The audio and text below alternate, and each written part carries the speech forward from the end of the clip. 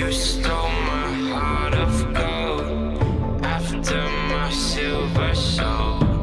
Can you dig any deeper now? I gave you all I own, put you on this golden throne, but I'm a little stronger now. You cashed in on my promises, you know I'm too generous. Now I've learned to never help you out, 'cause I'm done cleaning up your mess. Found myself in my regrets. I've become a little stronger now, a little stronger now.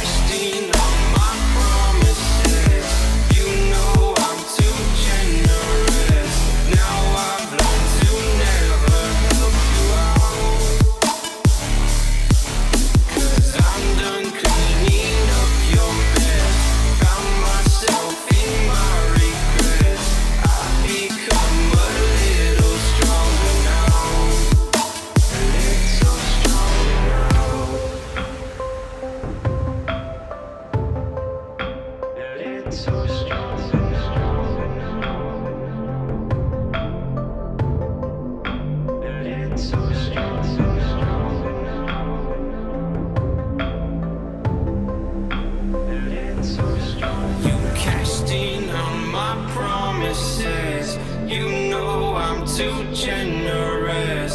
Now I've learned to never help you out, 'cause I'm done cleaning up your mess. Found myself in my regrets. I've become a little stronger now, a little stronger now.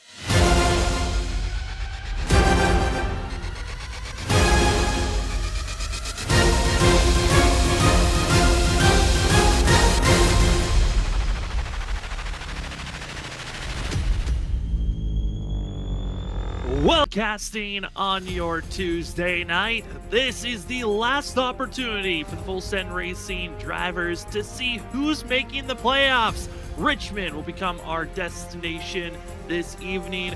After coming off Las Vegas last week, the drivers are prepared and set to see who's going to find themselves prepared to dominate or find themselves in trouble for the excessive speed Simracing 200 at Richmond, as the drivers are underway with qualifying currently, trying to set up the grid to see where the drivers will start out here tonight. We're again excited to give you all the coverage on Freaky Fast Broadcasting. My name is Sam Dyer. Joining me up the booth is Trevor Earhart. And Trevor, the final race of the season, it's been a season dominated by Brian McCann, but now it's down to the points, or could you win to make the playoffs?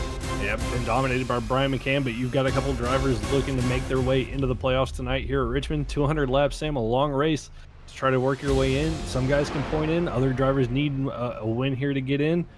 I think we're going to be in for a good race here tonight.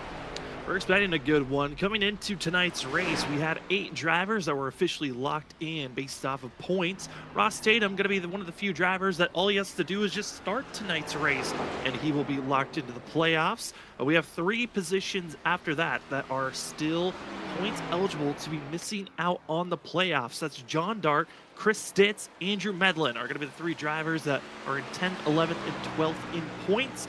Drivers that are very close behind. You got Brandon Colley, Jonathan Burt, probably the 2 only drivers that could try to outpoint Andrew Medlin this evening, as there's going to be a 3-point difference between Medlin and Colley, then a 13-point difference between Andrew Medlin and Jonathan Burt.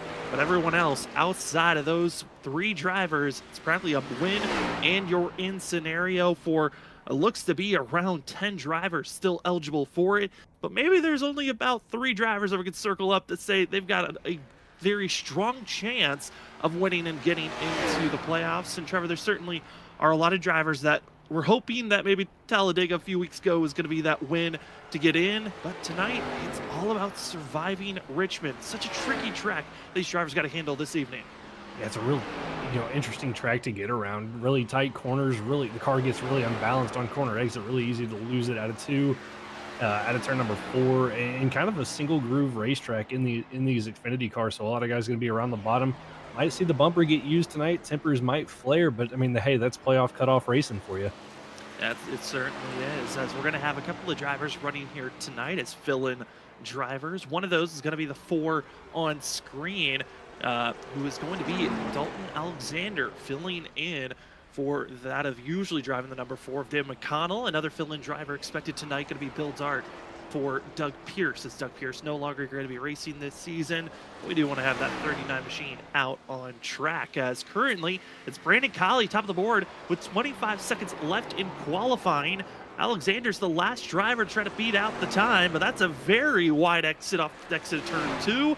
And now the 4 machine, he's got 15 seconds to cross the line. I believe he'll be able to do so, but the speed, with how that turn 1 and 2 looked, I don't know if it's going to be there. Off the exit of the corner, 6 seconds left from 21st position, was playing it nice on the speed, but it looks like it's not going to be enough to advance. Dalton Alexander will start in the back half of the field.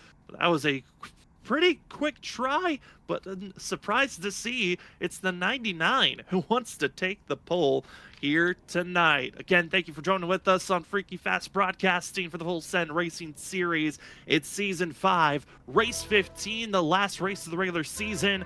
Brian McCann has already crowned himself the regular season champion, but the field, they're set, they're ready. There's a few spots still open to make the playoffs, and let's see who's going to make it in, as your starting results going to be Brandon Colley taking the pole award for the 99 machine, who needs a win to find himself into the playoffs or outpoint Andrew Medlin. Ross Tatum going to be in 2nd place with Brian McCann in 3rd. Cedric Hunter, who's in a must-win scenario, going to be in 4th.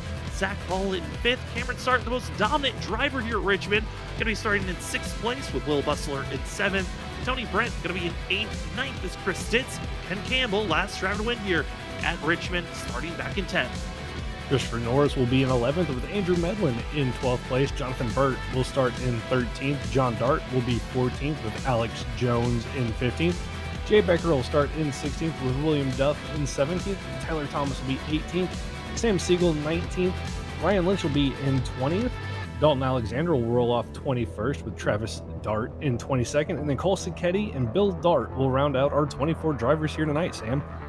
24 drivers, and that's enough points to still keep that Cedric Hunter in a chance to point his way into the playoffs if things go lining up perfectly. These drivers tonight going to be running 200 laps, stage break at the end of lap 60, where the drivers can grab some bonus points there. No fast repairs. I think that's going to be interesting to think if we get a lot of cautions starting to balloon out tonight. 4 extra sets of tires in pit road. How could the tire situation be? But if there aren't a lot of cautions, what's the fuel situation going to be at the end of the day? Yeah, it's going to be pit strategy could be key here with how much the tires wear, or when do you make that pit stop if we do get long green flag runs. When you decide to make that pit stop for fresh tires, as fresh tires are going to be the preferred way. The undercut might be the way to go. Questions that will be answered once we get this race going, Sam. But Brandon Colley needing, coming in tonight, 3 points from the cutoff line, needing a good run for himself. He's got the best starting position here of the night. He really does, and the driver he's got circled up to watch out for, Andrew Medlin in 12, but as well, Chris Stitz isn't in the safest position for the 17 machine, because if Stitz doesn't get a good points day, nor does Andrew Medlin, that and Brandon Colley could really jump up and find himself fighting for even 12th in points and not even be the cutoff driver. So if Cedric Hunter wins, that could be someone else to watch out for as the field is set, lined up. It's Brandon Colley, Ross Tatum, set and prepared as we're on a short track. We take 2 laps to do a warm-up, get the drivers all lined up where they need to be. What a season it's been for this whole entire field. I mean, you look at how this field's been. Trevor, Ryan McCann, he's been the ultimate dominator this season with all the wins he's collected. A total of 5 this season. Trying to go for his 6th potentially here tonight. It's going to be a tough track. The short tracks have not been the strongest point for the 8 machine, but he will be starting in 3rd place. Not a bad spot for himself. No, not a bad spot for himself at all, but come to short tracks, you got to think 21. Ross Tatum, he won back at Dover. He's usually pretty quick around the short tracks. Ken Campbell in the 15, another strong one to watch out for. Cameron Sarton, this is his favorite track, as well as some big hitters throughout the field that the 8, 99, and all these guys are going to have to contend with. As we've got the 8 machines camera on screen. Going to be starting bottom on the 2nd driver on the inside. As green flag is out for the excessive speed Simracing 200 at Richmond. The second to last race of the season is underway. As the 99 going to take the easy push and forward gap for himself. It's Ross Tatum trapped on the outside lane, still side by side with McCann, but under fire now from Cedric Hunter. Yeah, Tatum didn't get the best of starts there. Lost a little bit of time. Going to lose that position to Brian McCain. Now Cedric Hunter, who was aggressive through 1 and 2, trying to almost force it 3 wide. He's going to look to the inside. Back down here in turn number 1, the inside of that 21 of Ross Tatum. Zach Hall just going to sit there and wait. 99, the 8 clears. That battle for 3rd continues at a 2. As the battles continue on, you might be noticing a lot of drivers in different schemes, and if you watch NASCAR in the past, you also might recognize some of these schemes that are being ran. It's throwback night for the drivers in Full Set Racing Series. It's good to see these throwback schemes with drivers recognizing, hey, you gotta get up front early on. Track position, a key factor here tonight. Cedric Hunter up to 3rd place. Ross Tatum finally able to slot in line. But single file racing, 200 laps. This could be a long night for drivers if they're not careful and they don't protect their equipment as well as others do. Yeah, it can be a really long night if you don't protect those tires. Getting into the wall a couple of times can really upset the balance of the race car. And just being stuck back in traffic, the dirty air can really be harmful for some of these guys. So they're going to have their hands full tonight for these 200 laps. But that's what makes Richmond a fun track to get around, is we got some side-by-side battling between Chris Stitz and Will Bustler through 3 and 4. And that's the battle for 7th place. Up 2 spots is going to be Chris Stitz as he tries to move forward. Chris Stitz running the Mountain Dew throwback scheme for Valenard Jr. back from 2009. 17 tries to make his way forward. You see the majority of the drivers stuck in the middle of the pack. That is where the Hornets' nest is. As the field is trying to make their way forward around that 10th place position. Ken Campbell in 12th, trying to find a way to get by his teammate, Christopher Norris. You see in the blue, running extremely wide in Andrew Medlin. 3 freaky fast racing drivers trying to advance forward the best that they can. And Andrew Medlin is the one that has to get grooving forward. He only had a 3-point buffer over that of Brandon Colley and Jonathan Burt. Both of those drivers are ahead of the 12. Yeah, Collie just, or I'm sorry, not Collie, that of Medlin just needs to slowly work his way up through the field, try to get as many stage points as he can. Thankfully for him, he's got Christopher Norris, Ken Campbell behind him, drivers that already have wins and are locked into the playoffs, so they'll probably cut him a little bit of a break. But in front of him is going to be that sixth of Jonathan Burt, who I believe was only about 18 points from 18 points out coming into tonight. He's going to be a tough one for that 12 to get by, and if he's not careful, Sam could really burn up his equipment and might cost him to fall out of the stage points if he gets up there battling with that six machine.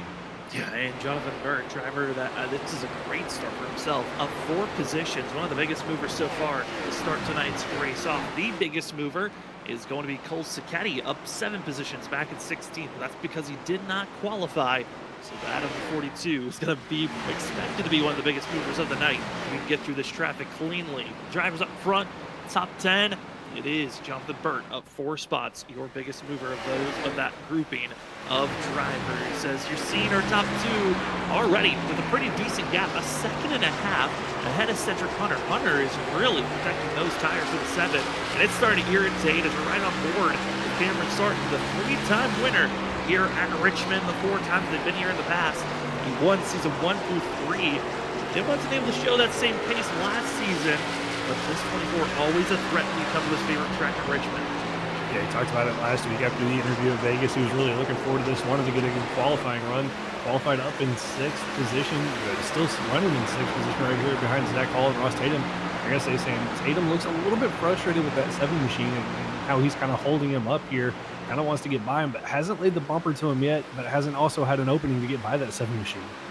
Yeah, I mean, there's always that talking of maybe you're giving up too much time protecting your equipment, and for Cedric Hunter, it might be that of maybe he's protecting just a little bit too much. Start off this race already running slower than our top 2, and now running still about a 10 slower. It's just a lot of time being given up, and now it's hurting Ross Tatum because now Zach Hall gets an opportunity as the 21 was trying to bounce to the outside. Yeah, got a little checked up there, gave Zach Hall an opportunity to look to the inside, but not able to prevail with that. That might allow Cameron Sarton to maybe look to the inside of the 34, but he's going to have to ride in line. And I mean, they've already lost about 2 seconds back to that of the 8 machine as we fall further on back here into the field with the 28 machine of Tony Brent running, I believe, a Jeff Burton throwback running back there in 12th position.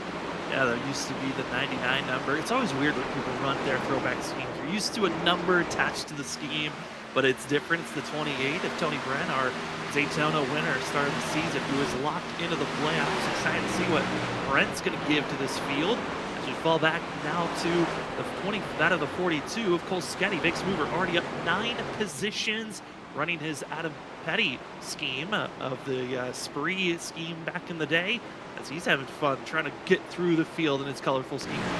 Done a really good job up blind spots. He just got around Alex Jones in the 45. He made a little bit of contact with the wall out of turn number 2, but I think we'll see that a lot tonight. Drivers just pushing a little bit too hard on corner exit, but right now Sacchetti cut through this field pretty quickly. The next driver on his hit list is going to be that 28 of Tony Brent, but got a little bit of a gap, about a half a second, or about a second to go run down that 28 machine. And with that second ahead, it's going to be some good clean air. Trying to figure out where your vehicle is feeling out after those 9 positions being gained. I think this is the best scenario that Cole Sacchetti get asked for, especially with the knowledge we do have that stage break at the end of lap 60, as we're just closing in to finish out the first third of this stage. And right now, it's been all Brandon Colley, as you're seeing fill-in driver Dalton Alexander trying to get by William Duff and John Dart. John Dart back in 19th position. This is not a good spot for the 5 to be in. Now, he had himself a 20-point buffer over 11th place in points, Chris Stitz, and Stitz currently inside of our top 10. Not a lot of bonus points to be grabbed in 7th place, but you don't want to be back in 19th and then also losing more ground. They're going to be bumping you with a little bit of a swap on who's going to be 10th or 11th in points at the end of the night. Yeah, it's kind of a rough spot for him to be at, not getting the stage points, but you know, maybe going on that prerogative that, hey, I'm gonna ride here in the back. If something crazy happens, I'm not gonna be involved in it. Won't take myself out. But you know, losing valuable points to that of Chris Stitz, Andrew Medlin, even Brandon Colley. I mean, points given up, but trying to protect that race car. Trying to protect the race car, as both Dart brothers going to be back in 19th and 20th position, trying to set up to get by Dalton Alexander. Other drivers in this pack, you also have that William Duff talked about, and also Jay Beckert. But our top two have been attached at the hip. It's Brandon Colley, Brian McCann. McCann, after getting by Cedric Hunter, really is just set and waited on this 99 machine. I'm curious on how this car is feeling. I've been talking to a lot of different competitors on their thoughts on how some of these races have gone, and it feels like there's a lot of tension around Brian McCann, as dominance always at tracks that seem to be pretty tight, where you're using a lot of the wheel to turn. And this 8 machine, I'm curious if they're feeling a little bit of that tight sensation. That's where we're seeing this speed from the 8 machine. It could very well be. He's got a little bit of a different entry, a later apex through the corner than that of Brandon Colley. Colley running a little bit shallower of a line, and that might be playing into the 8's, hand here, able to rotate that car a little bit better for himself. But again, just kind of can't get that momentum up off the corner. Colley with a little bit better drive off and keeping that gap at about 2/10 between those two. And again, they're still gapping that of Cedric Hunter now almost 2.5 seconds back to third place. Protecting those tires still is the 7. Maybe just waiting for that natural swing of when he's saved enough and it feels like, all right, we're in a comfortable zone. Still halfway through this stage, might take off and try to gain back the 2 seconds that have been lost so far of Cedric Hunter. Ross Tatum still able to hold back the likes of Zach Hall and Cameron Sarton and Chris Stitz, trying to close in on the gap if possible. But this grouping of 4 drivers of Hunter, Tatum, Hall, Sarn. If Cedric Hunter gets into the playoffs, this is going to be a strong grouping of drivers to watch out for in the playoffs. Yeah, it's going to be a really stacked playoff field. I mean, it already kind of feels that way with who's in there, but you had 2 more kind of wild card guys. If Brandon Colley, Cedric Hunter can both make it in, that's a really tough field that these guys are going to have to deal with. Ross Tatum a little bit loose out of 2 down the back straightaway, losing a little bit of time here, falling back into the clutches of 32 of Zach Hall. But it's going to take a little bit more effort from that 7. I think he's going to have to get up there and potentially win this race if he wants to find himself in that playoff contention in 2 weeks.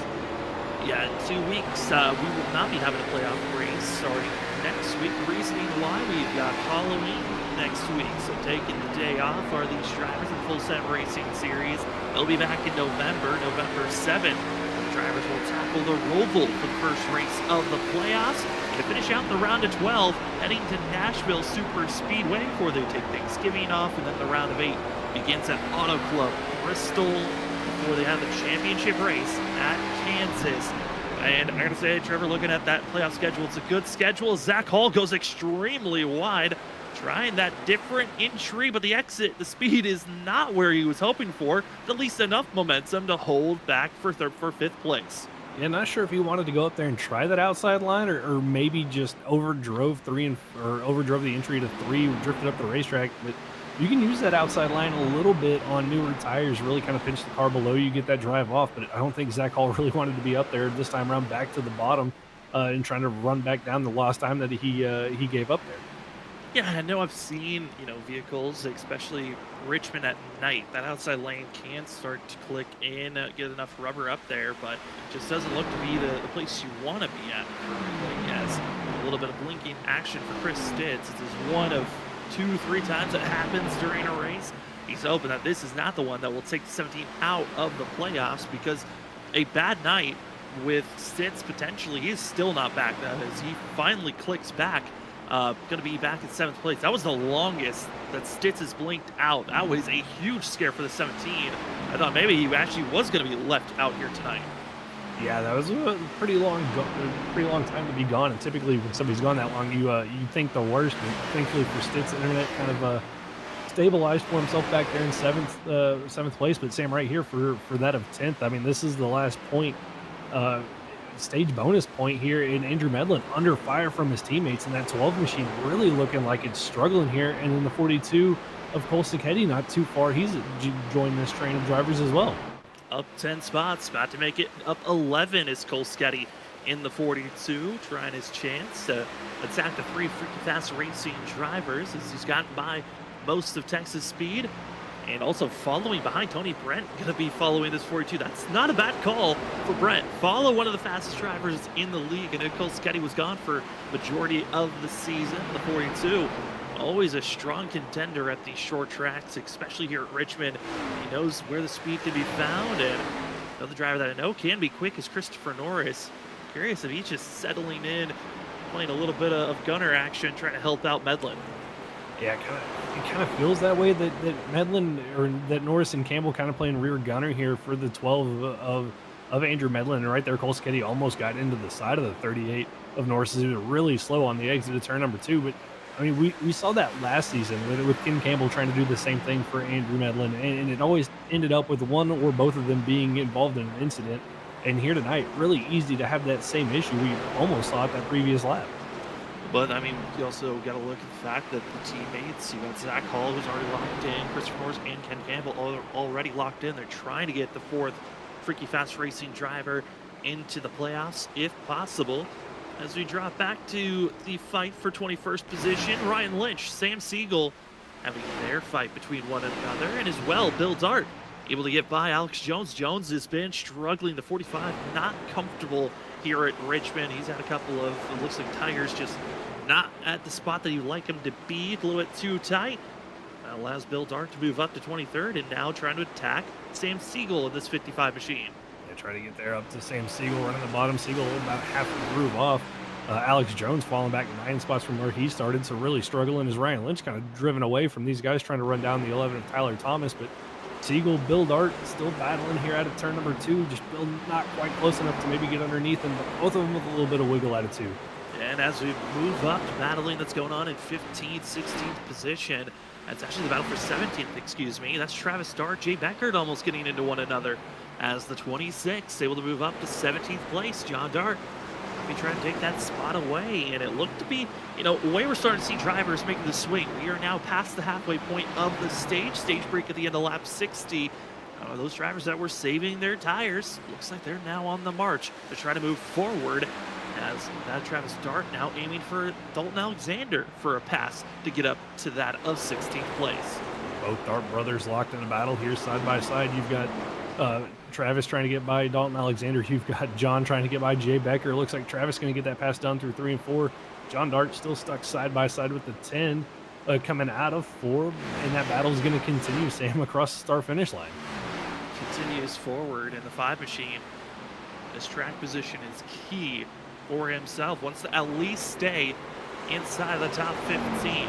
If John Dart can be in the top 15, doesn't have to worry about any issues from Chris Stitz or Andrew Medlin. Those points feel secured for the 5, but Stitz in 7, trying to grab as many bonus points as possible, so then he can fight for track position, moving up in position. But John Dart, Jay Beckert still fighting side by side for this 18th spot as we're 40 laps in, and it's all Brandon Colley up front, still leading the way. Still leading the way. That gap really hasn't changed much. It's fluctuated from about 3/10 to 2/10 to right on each other's bumper, but McCann hasn't been able to get that pass done. Colley looking really smooth out front in that clean air, and these two basically just running identical lap times to one another. I'm sure Colley's going to do everything he can here, Sam, to hold off that 8 machine and get the max bonus points that he can here tonight, as Andrew Medlin's fallen out of the top 10 all the way back to 12th position. Yeah, no bonus points for the 12 machine currently on where he drives. We have that of Brian McCann's screw camera as the 8 trying to bring in his karting experience into that short track racing here at Richmond. The 8 is looking smooth right on that back bumper. Right now, trying to just put the pressure on Colley to force the 99 to make the mistake. He's the key thing here, and also trying to set up off the exit of the corners, how to find that extra speed, those little wiggling moments and moves. Those are good setups and learning lessons of, okay, if I see this type of a movement from the 99, I know how I need to react moving forward. Yeah, Colley had a little bit of a wiggle. McCann could have taken it to the inside and backed out of it, cut the 99 a little bit of a break there out of 4. Kind of surprised that he didn't go for that move, but nonetheless, just hey, we've got such a big gap, no need to maybe put ourselves in a potential danger. He'll try to step back up and get that pass done. Further on back though, Cameron Sargent finally got around the 32 of Zach Hall. Zach Hall has lost touch to Ross Tatum as well, that of Cedric Hunter, as this group is kind of split up into their own pod. Joining up to the back bumper of Zach Hall, soon to be Chris Stitz, as we're riding on the front bumper of the 32 machine. But caution flag is out. Trouble strikes, and it's the 11 at Tyler Thomas on the entry of turn 3. and it looks to be potentially an issue, a mechanical issue for the 11. The way that that car locked up, it might have been a steering wheel issue for himself. Have to wait and see here what happened to Thomas, but he did take a tow back to pit road. So obviously some big issues there for the 11 as we get the replay to see what happens. Gets a little loose out of 2, slaps the wall pretty hard, and then looks like it just got stuck in the wall, Sam. Got stuck in the wall or steering wheel locked up. The way that it just stayed stuck, it looks like it's just not allowing him to turn off of the wall.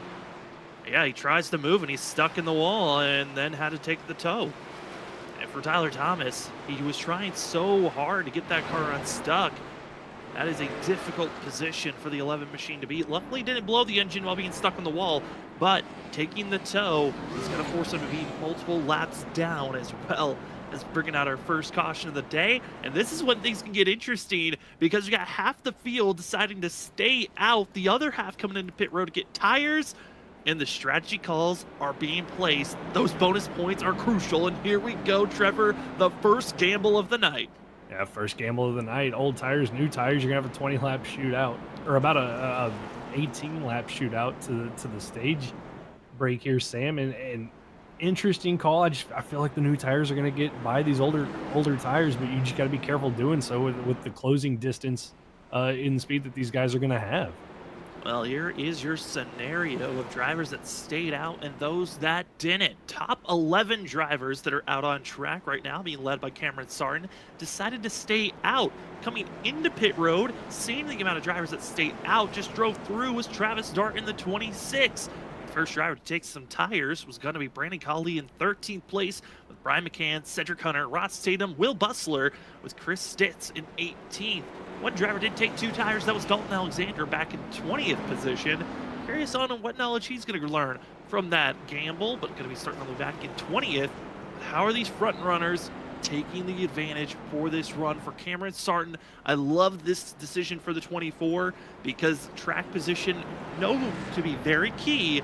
But if you're up front leading this race, it's a good spot because the driver that's led the most laps is the driver that finds himself in a victory lane. That's been the proven fact for the past 4 races that are here at Richmond. Yeah, and not a bad call. That clean air is going to be super important for himself, and he's got a lot of drivers between he and Brandon Colley. It looks like the 45 Alex Jones and the 26 of Travis Dart both come down pit road. So I mean, it's going to move Colley, I believe, up to 10th place. But still a lot of cars that 99's got to get by, and he's got to be careful, Sam. He's had a good start to this race, and with Andrew Medlin being further back down through the field, the 99 could really, even if he doesn't win the stage, gain some valuable points over that 12 machine as long as he's careful getting through this traffic.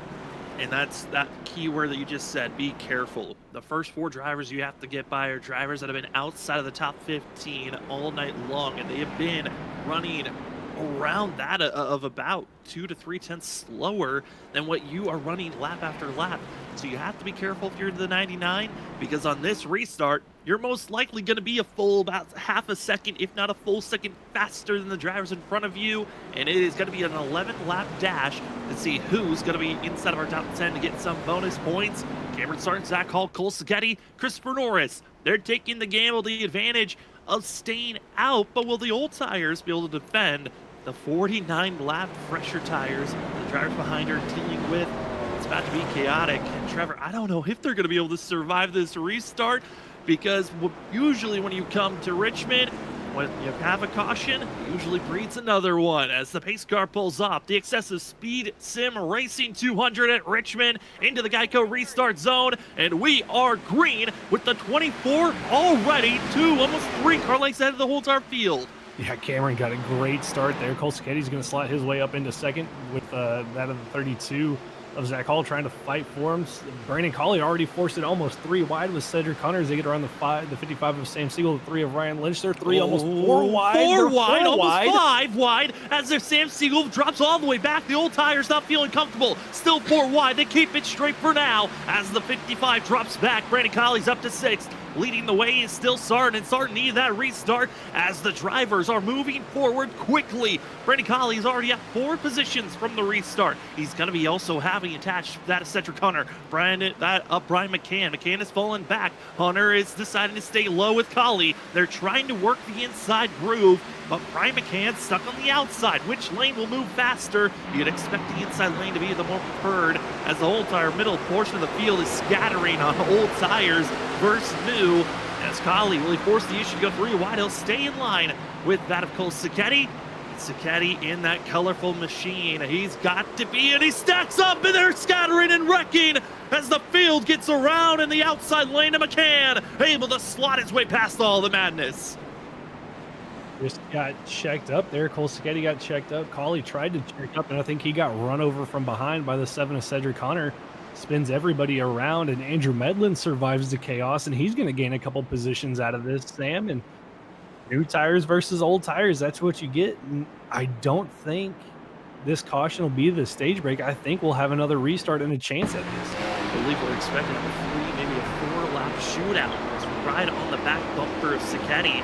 Just see the bump, the tap, and just know where to go, and that at major speed difference. I talked about it. They're running about a half a second faster with fresh rubber compared to the rest of the field, and there's just nowhere to go with that fresh rubber. Automatically taking the tow is the 42. A few other drivers also taking the tow, as you see a shot here of Cedric Hunter, as he's going to be seeing the slowdown, just runs in. There's no way you can predict this, as you got the whole entire field behind on fresh rubber, following the 42 of Sacchetti, and once you slow down at the apex off, there's no way of recovering that speed, and all the faster drivers just pile in. And luckily the big one that happened here, it could have been a lot worse. It was a lot more of just tapping, spinning out gracefully, and not a lot of hard contact that we expect there to be engine damage from. But the field, obviously, it's going to hurt those that had to spin out and lost some ground to one another.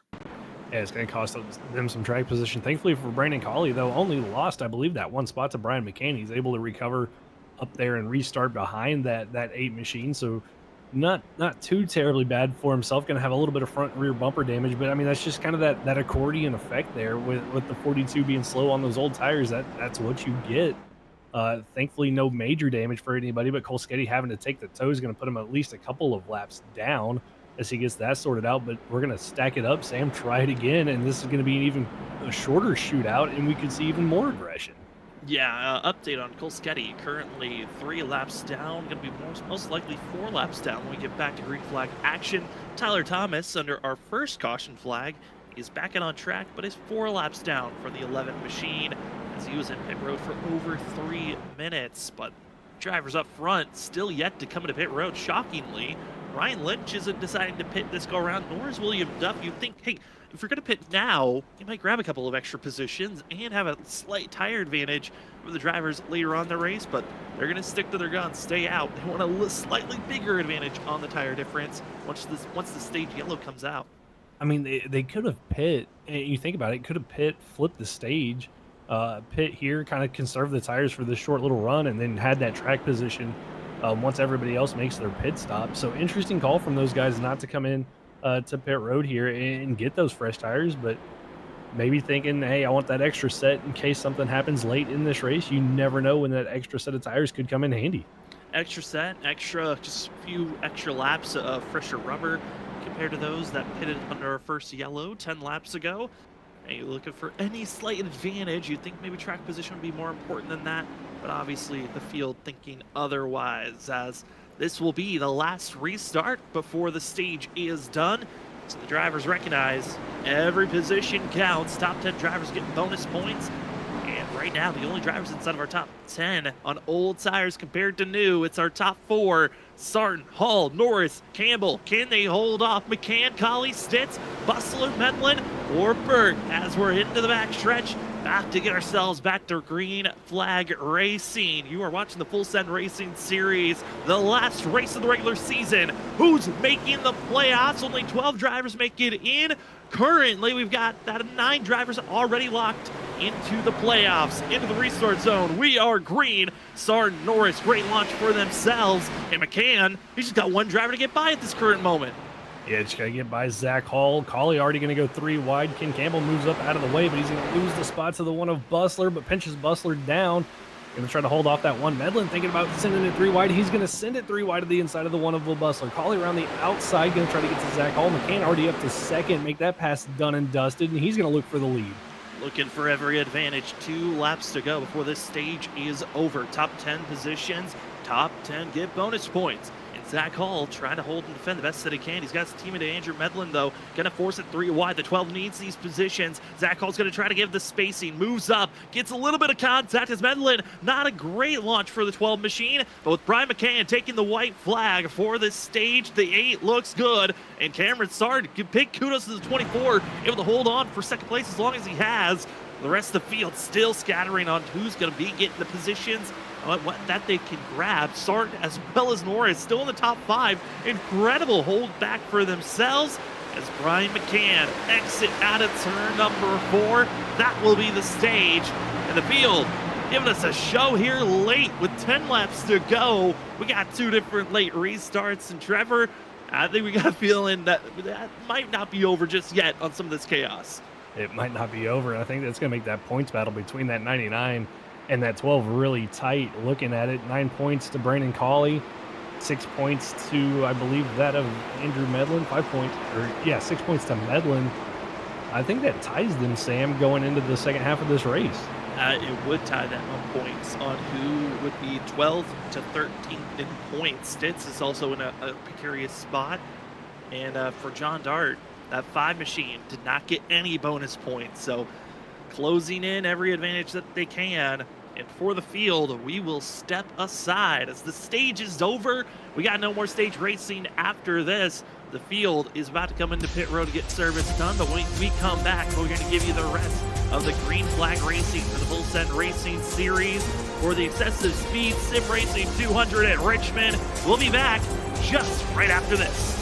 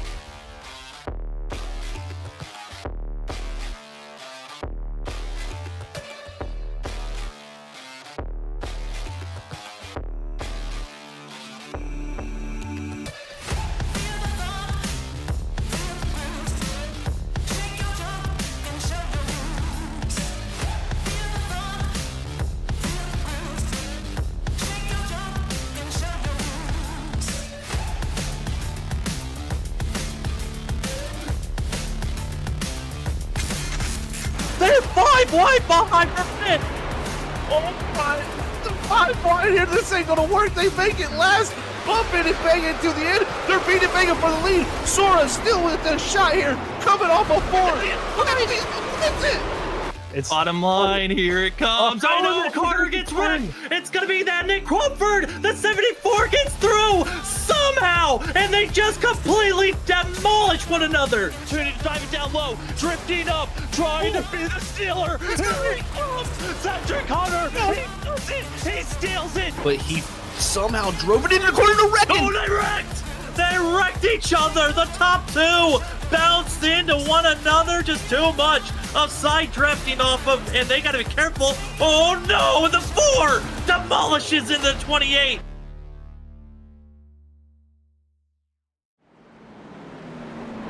Welcome back, ladies and gentlemen. So your full send racing series, race number 15, excessive speed sim racing 200 at Richmond.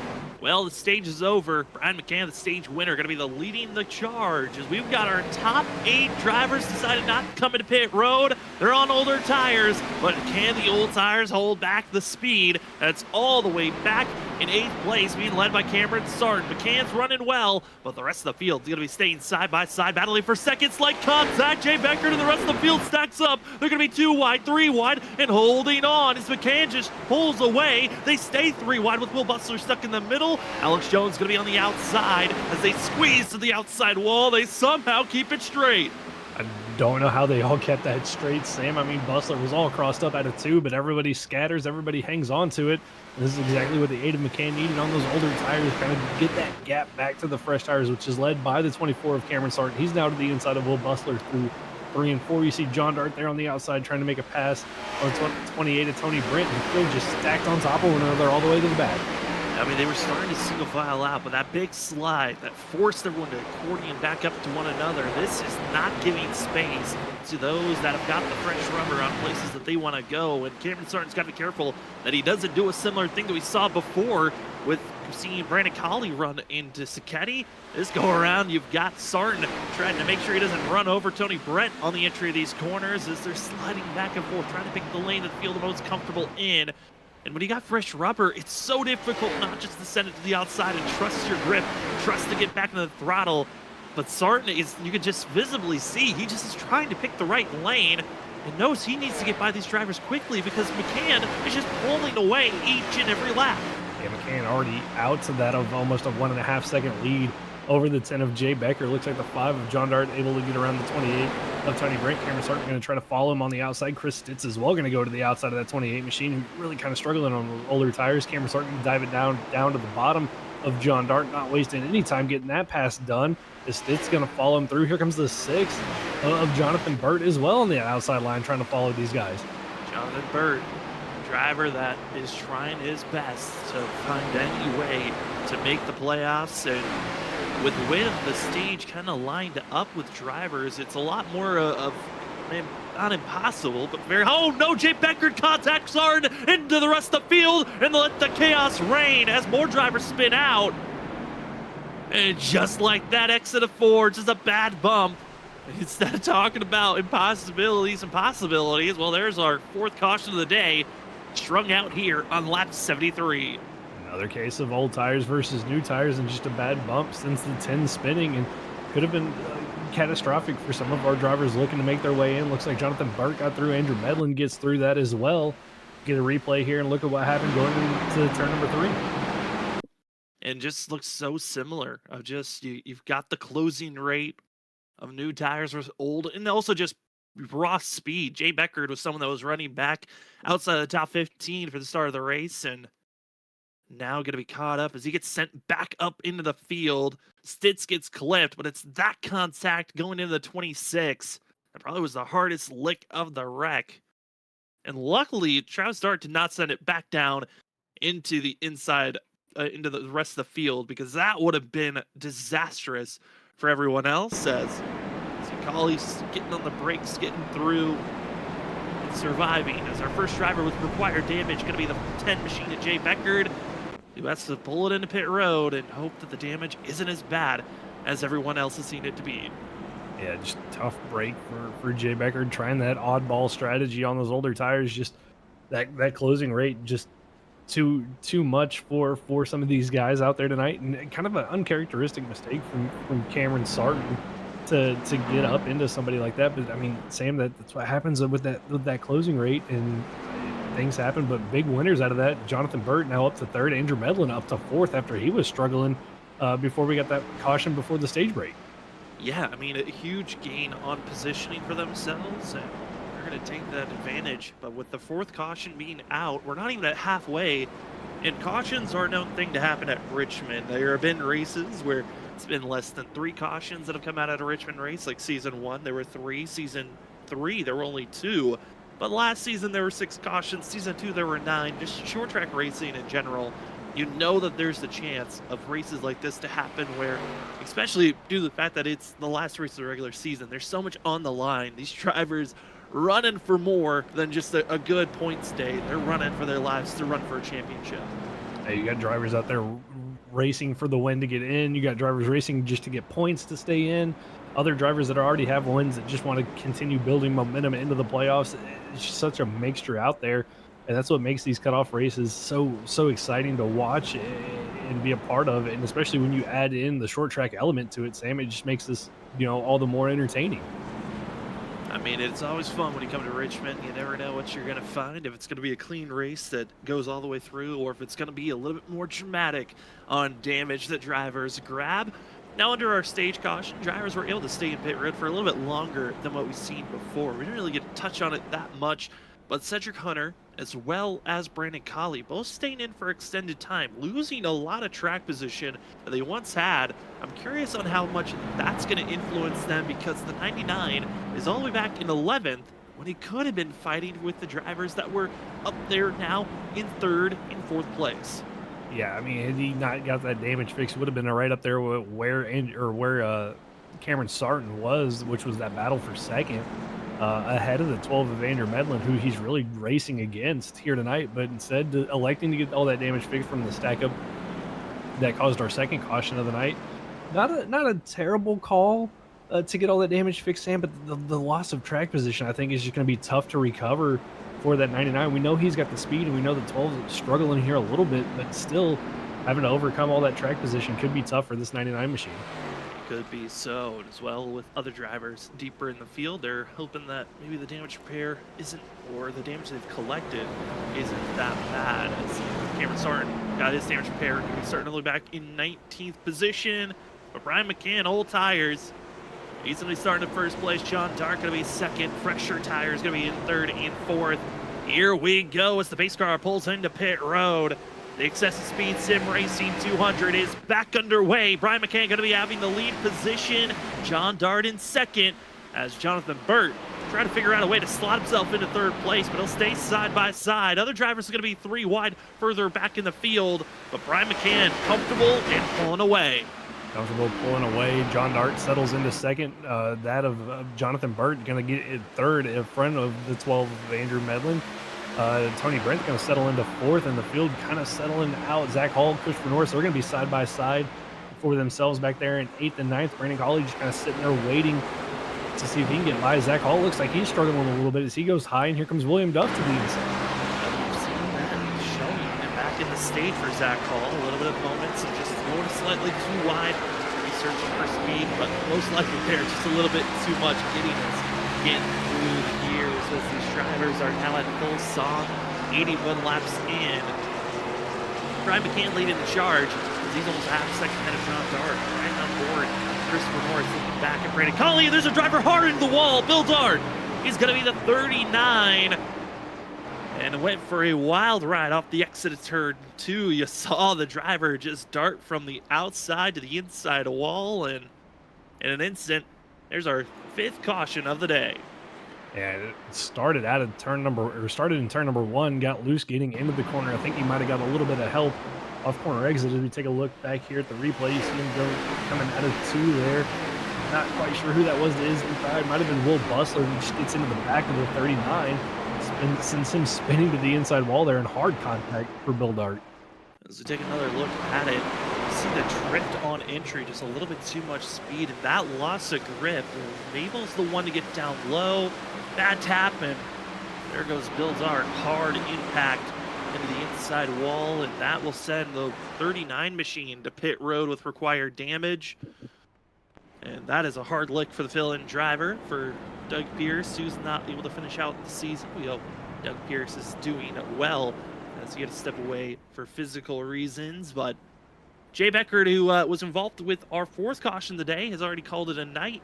Curious if Bill Dart's going to be joining him in that spot. But the rest of the field, curious on for Brian McCann again, who's only pit once, There's a few other drivers also mixed in the field that will only pit once, but when is Brian McCann thinking about using that second set of 4 that these drivers have here tonight? That's a good question here. You've gone almost 40 laps since his last pit stop.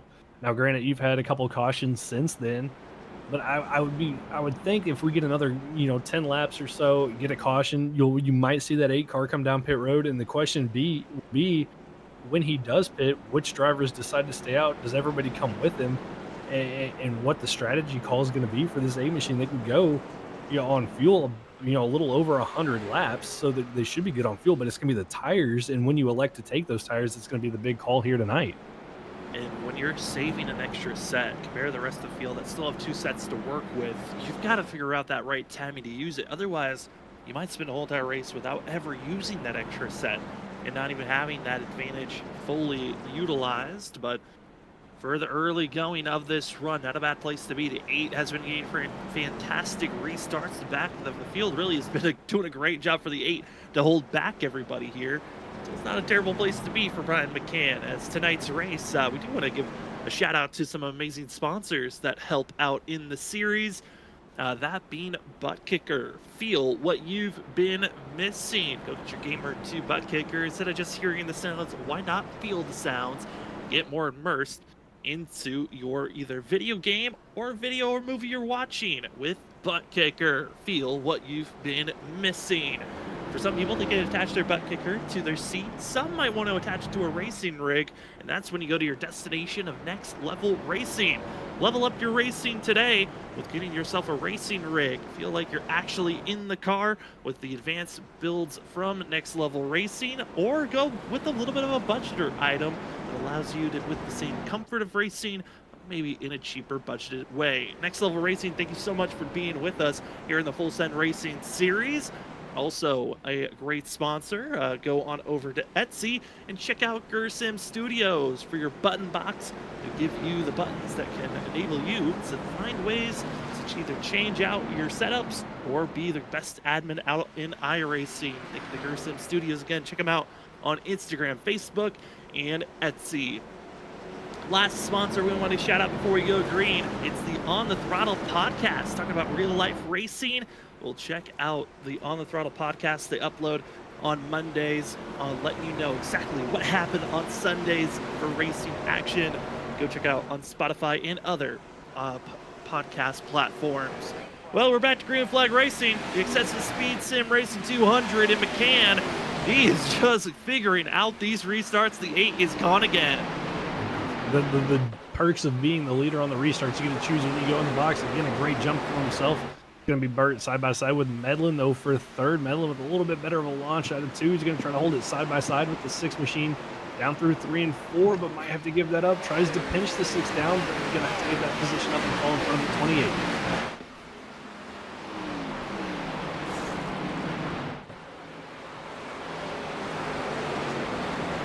That battle there with Medlin holding on over the 28. The 28 of Tony Brent there. Brent's going to have to do battle now with the 15 of Ken Campbell. Brent on the older tires, though, through the field, and it looks like Campbell going to get through that, or maybe get that position. Brandon Colley almost thought about going 3 wide through 1 and 2 there with the 4 of Dalton Alexander and the 38 of Christopher Norris, but he's going to have to hold in line down the back straightaway. And the driver is going to be off the exit of the corner, really trying to stay off that outside wall, as they are still staying side by side in the middle of the pack. Everyone from that 5th on back still in that cluster of trying to make sure they don't run into one another. But every advantage they can grab. They know once this field starts to single file out, that's when you're going to be losing opportunities to advance forward. But at the same moment as Will Bustler going to be contact with Cedric Hunter through the center, and Sam Siegel as well going to be collecting a few others off the exit of the corner. And man, the exit of 2 has been dangerous, but that carried all the way through the backstretch, entering 3. What a wild situation there for those drivers. Yeah, just unfortunate, more contact being made, and wreck all the way down the back straightaway as we get the replay pulled up here, and you can see it here coming out of 2. The 1 of Bustler slides up in front of the 7 of Cedric Hunter, and just lack of maybe awareness from the one, thought he was clear, wasn't clear, and then collects the 55 of Sam Siegel, who I believe got into somebody else before he bounced up into the outside wall. I'm trying to see where that driver was that was collected in that incident. But I believe that other driver could have been the 5 of John Dart. But we're going to see here confirmation. See the dashing to the 55, throwing it down, and that's actually going to be Ross Tatum in the 21 who gets collected there with that evasive maneuver. It didn't look like the 21 took that much damage, but obviously you don't want to grab any side damage, especially in that type of an angle that the 55 gave to the 21. No, you don't, but thankfully no front end damage for the 21 machine, so we're going to survive the dreaded engine problems. But pit strategy playing out here. Sam Dalton Alexander, Travis Dart, Brandon Cawley, Tatum Bustler, all down pit road here, some for damage repairs, some for tires. Interesting call from some of these guys. Very interesting call. I know Cawley has been trying to work on that damage that he collected back under his second caution of the day.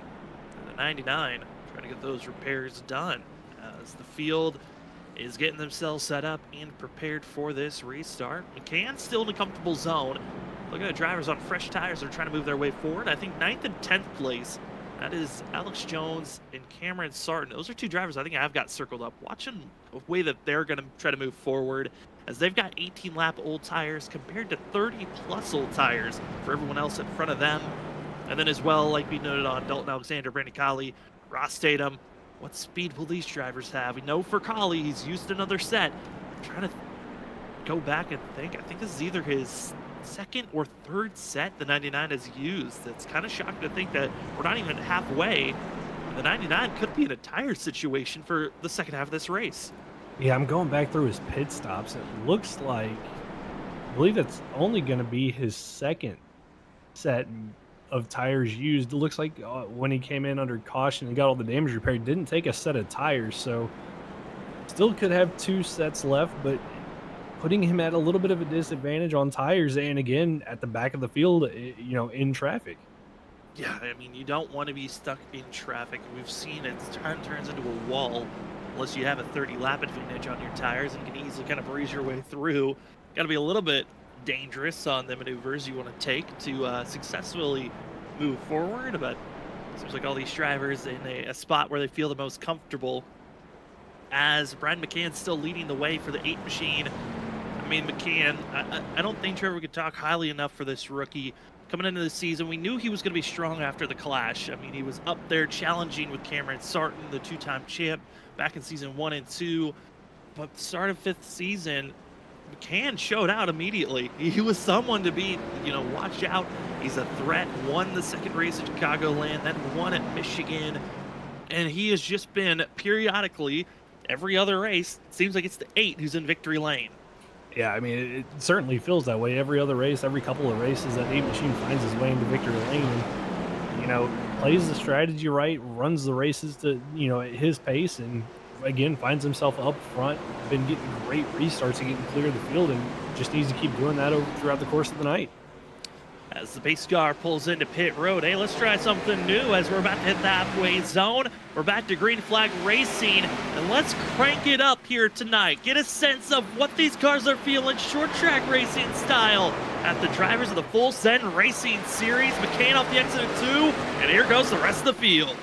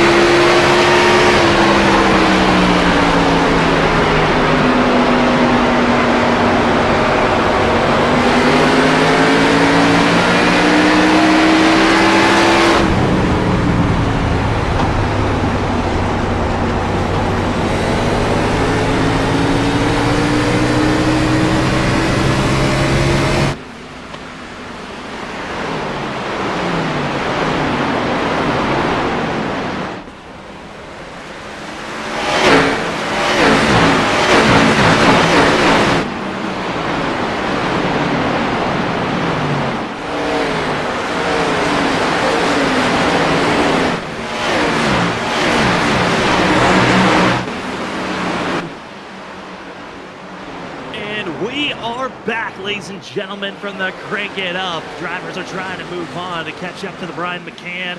And currently, the middle of the field has been the danger zone. Ken Campbell, Zach Hall going to be battling for 5th and 6th position. Still some side-by-side action going on here tonight for the Full Send Racing Series on Freaky Fast Broadcasting. Race Control giving you the number. We're at the halfway zone of tonight's race. Shout out to that of Steve Benjamin for running Race Control for tonight, as well on the Wednesday nights. As my name is Sam Dyer, joining me up the booth is Trevor Earhart with Zach Hall. With that of Robert Moore Jr. running productions. Zach Hall, Christopher Norris, and others are getting very dangerous in the middle of the field. Trevor, this action, they're trying everything to advance forward right now. Yeah, trying everything they can, going up top, going bottom, dive bomb moves being made, drivers trying to gain positions. Chris Stitz with internet issues persisting for the 17 as he's been in and out a couple of times for himself, making it a little bit more difficult on these drivers trying to figure out where he's going to be. And just, you got fresh tires trying to come through the field and everybody's trying to hold on as best they can. They certainly are. And other drivers that just got fresh rubber, they are trying to make their move forward. William Duff, also Dalton Alexander, fresh rubber, trying to go forward are themselves, as well as Cedric Hunter trying to get by this 77 machine. As the field, a majority of them, they're strung out single file. It's just the middle of the pack that's finding themselves with these little bit of battles here or there. As the 70 was just caught up with our most recent incident, able to make that pass for himself. But Brandon Colley, fresh rubber, is now up to 11. He's been slowly chipping away. How is the patience going to collect for himself? Because he's already had a scare with old tires going against new. Can he make this pass cleanly now on Tony Brent?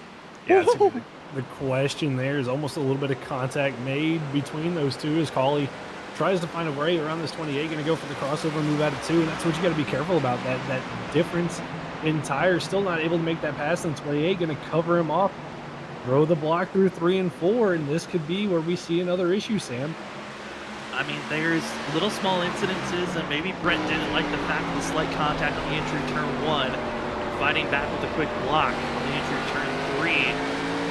Going with that big sweeping corner, Brent wasn't able to set up for the block that go around in the 99. We'll take that position to get inside of our top 10. Brandon Colley, his sights are set on Andrew Medlin, driver that runs in 3rd. Both drivers, if they can find themselves around one another, it's all about moving forward. But that cackle of cars, so you're right on forward with the 99. You can see them still stacked side by side, battling going on for 4th, 5th, 6th, all on top of one another. And Jonathan Bird did battle with the 12 of Medlin for a little bit. Now that 6 really looking like it's starting to struggle. He's side by side with the 15 of Kim Campbell. Then you got the 38 of Norris side by side with the 24 Cameron Sarton. Chris Stitz just kind of sitting there waiting, seeing where he wants to put that 17 machine. Colley closing in on this battle as everybody else out in front of them kind of driven away. McCann with about a 1.5 lead over that of John Dart. Medlin comfortably in 3rd right now, but this is where that battling is. This gaggle of cars here coming out of 4th. They've got to be careful with one another. Slightly different set of tires in between and mixed. This Cameron Sarton's got the freshest in the 24 on the inside. Trying to make his advancement forward.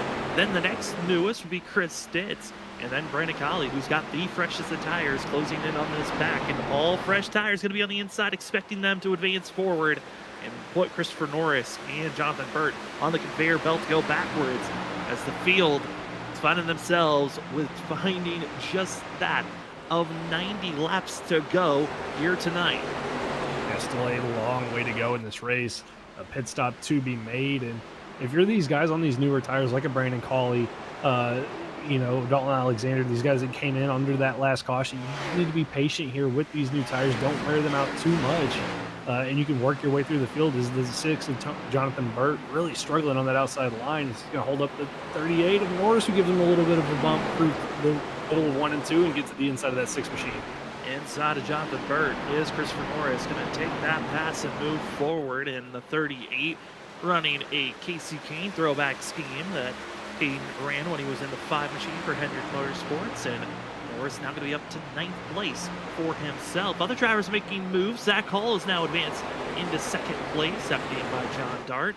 The field is starting to wind into a position of, all right, if a caution flag came out, imagine, Trevor, this could be the zone for their next pit stop for the whole entire field. Yeah, if the caution comes out now, I think you'd see the whole field in. Apart from maybe those guys who pit on lap 91, they might elect to stay out, flip this track position around for themselves. But, if this goes green, this could benefit these guys that came in under that last caution. But we'll have to wait and see. Is Collie kind of stuck now behind the 17 of Chris Stitz as we get the Andrew Medlin cam up? See that laser focus from the 12 machine. He's got his teammate, though, hounding him, the 15 of King Campbell, right behind him. But I mean, this is the best position we've seen Andrew Medlin in all night long. He's been kind of on the back foot fighting for every position. McCauley slowly marching forward. That 99 is a threat for Medlin to make it to the playoffs as he continues to march. The 99 does, up to now battling for 6th place. Yeah, up to the inside of the 24. Cameron Sarton's got Medlin's teammate, thankfully, right in front of him, King Campbell, who's kind of throwing a double block going into one. It's going to force the 24 a little bit higher than I think he wanted to be. Ollie trying to maybe poke the nose to the inside of the 15, but he's going to be stuck now side by side with the 24 of Sarton going through 3 and 4. And I think for the 15 of Campbell, just trying to do everything he can to help his teammate while he still can.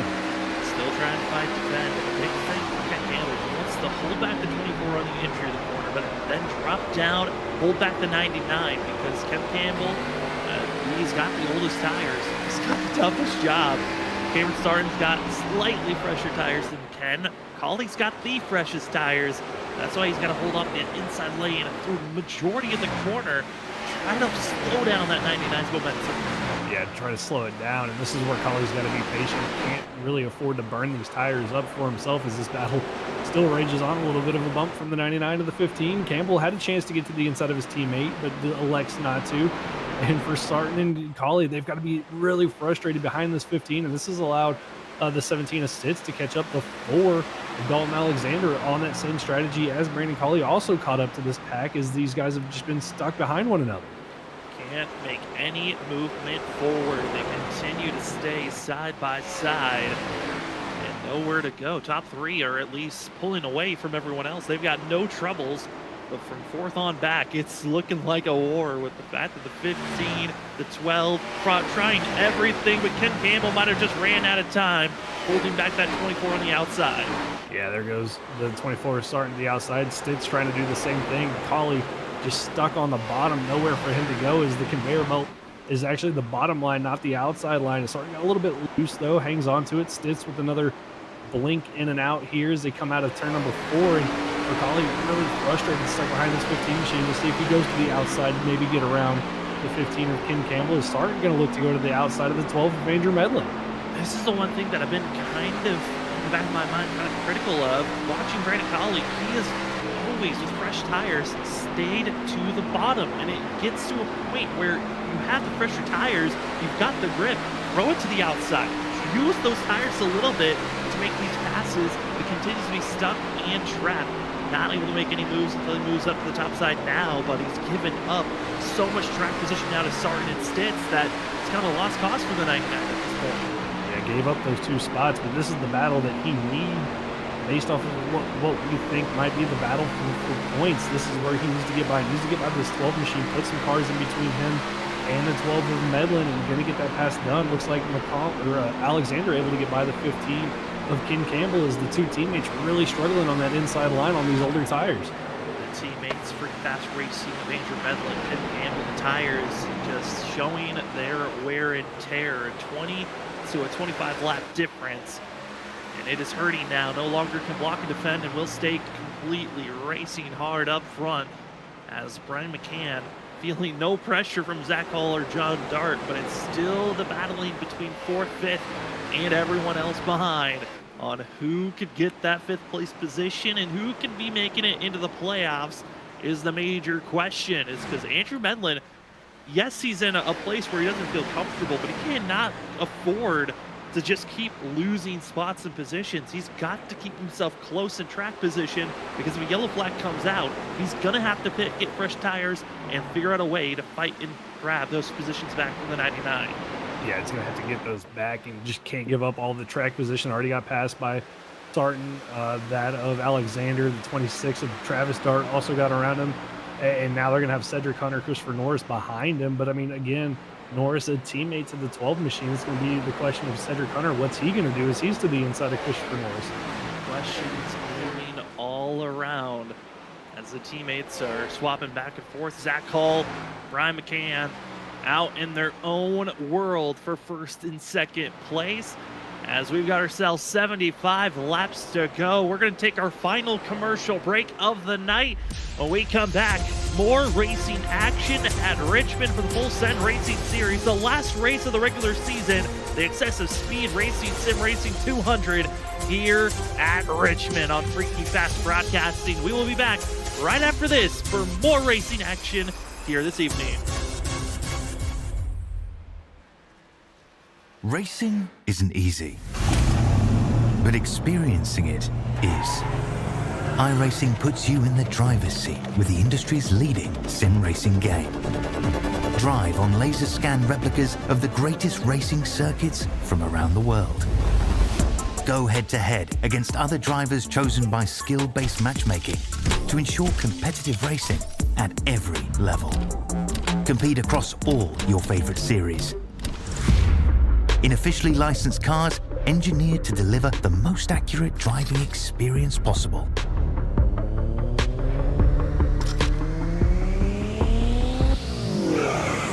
Join a race or host your own with players from across the globe. Race against the computer or in a league with friends. Feel the thrill behind the wheel.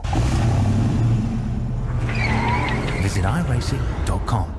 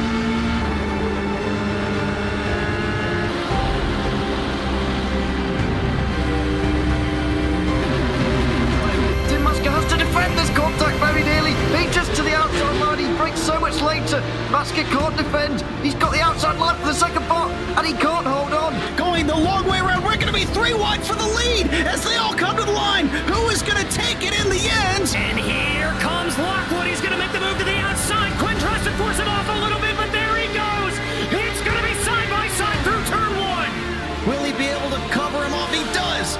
Weaving back to the left-hand side. Reynolds is trying everything. The kitchen sink is being thrown at it. They're leaning on each other. Coming into turn number 3. It's going to be a drag race through 3 and 4. Coming back to the line. Here comes Trish on the bottom. Bouchard's going to hold the inside. Tries to be the late breaker here.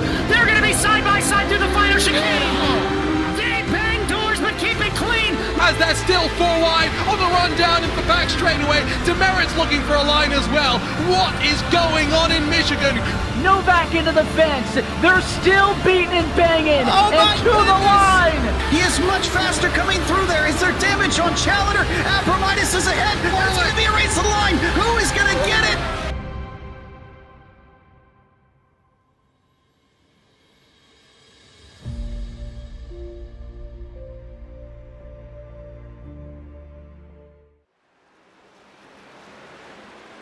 Welcome back, ladies and gentlemen, to the Full Send Racing Series, the final race of the regular season to see who makes the playoffs or who could be knocked out. Currently, we're just looking at some of the numbers and estimates of where drivers could be lining up. Coming into tonight, it was going to be 3 drivers that were still fighting for a chance to stay in the playoffs, and a few others that were fighting for a chance to climb into the playoffs. John Dart at a 36-point buffer coming into the night. He's looking good on points to make the playoffs. Chris Ditz had only 16 points to work with, but he got some stage points and is looking pretty solid in 5th position. Andrew Medlin, though, was on the bubble. He had only a 3-point advantage over Brandon Colley. Didn't grab any stage points and currently is falling back quickly to 13th position. Collie, on the other hand, up to third, moving forward and looking fast is the 99. And for Jonathan Burt and others that were outside, a little bit too far back points-wise, they were in a must-win scenario, and it's looking like it is between Brian McCann, Zach Hall, Brandon Collie, and maybe they need a heroic caution, some tire strategies, get back into the mix, or it's going to be just our top three duking it out to see who's winning tonight. As for joining us here on Freaking Fast Broadcasting, my name is Sam Dyer. I've got Trevor Earhart with me up in the booth. And Trevor, this race, certainly we've had our ups and downs in the middle of the field with some cautions that were building up.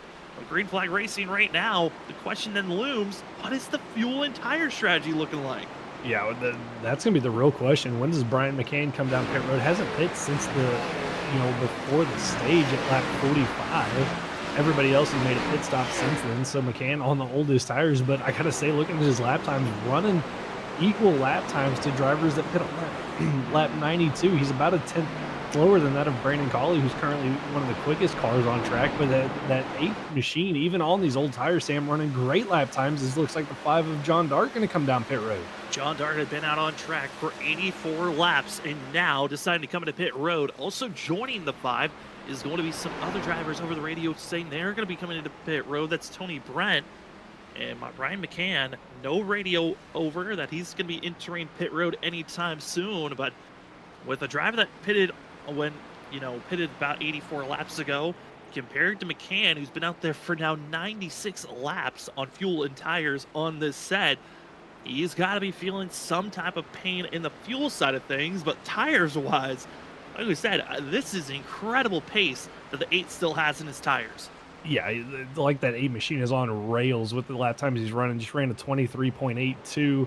Zach Hall with a 23.9. Brandon Collie with a 23.6. So, I mean, 0.2 quicker Brandon Collie. But, I mean, still, Sam, at that pace on those older tires, that's really impressive for Brian McCann to still have that much pace in that car. Extremely impressive. And if you're just joining us now, we've had ourselves over 5 cautions here tonight. And we've lost 1 driver officially, calling it a night, as Brandon Collie now up to second, getting by his friend, Zach Hall, as the 99 breezes his way forward. Some of the freshest tires out on track is on this 99 machine of those that pitted under our last yellow. But Bill Dart still in pit road. Cole Sketty still in pit road, getting required damage done. 2 laps down, Tony Brent back in 21st position. John Dart, William Duff, both 1 lap down for the both of them, as you're seeing Tony Brent, who got fresh rubber, and that speed difference showing. And Collie and Brent, they had a little bit of a moment earlier in the race, about 60 laps ago. Well, no longer. It looks like Brent just going to breeze on by with that fresh rubber. Yeah, I think Collie just realized, hey, you're on fresh tires. I'm just going to let you go. I have no pressure out back. So just lets that 28 machine go. Smart move by that 99 machine, just kind of running his own race, trying to make sure that he gets the highest finishing position he can to see if he can point his way in. Travis Dart kind of following him through in that 26 machine, having another really good run for himself as he gets by Zach Hall for that of 3rd place. So this 26 machine slowly working his way forward. I mean, Trevor, we think back to the start of this race. I mean, both Dart brothers were running back in 19th and 20th position. It was Travis Dart that was the furthest on back. He's now up to that 3rd place spot, and as this race progresses, if they've saved enough fuel, that of the 99 to the 26, they may not have to even pit as we get closer and closer. Other drivers have hit pit road. That's Cameron Sarton in the 24 who makes a stop. He'll come to pit road, and when you make a pit stop, you're going at least 1, maybe 2 laps down. So you've got to be efficient entering pit road, getting your 4 tires in fuel, and getting back out there.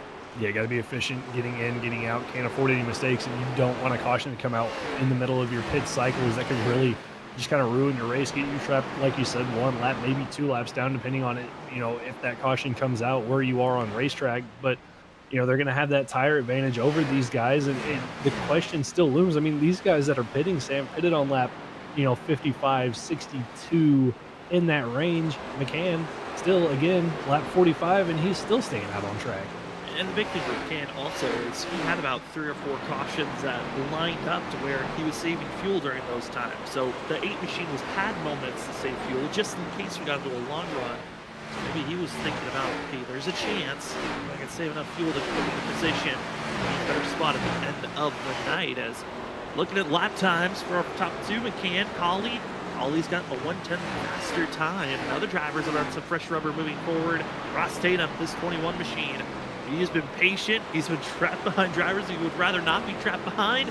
But he is up to 6. Not a bad place to be for this 21 machine. Not a bad place to be. Been involved in a couple incidents. Was involved in that kind of stack up that we saw that through 3 and 4 that involved Brandon Colley and others.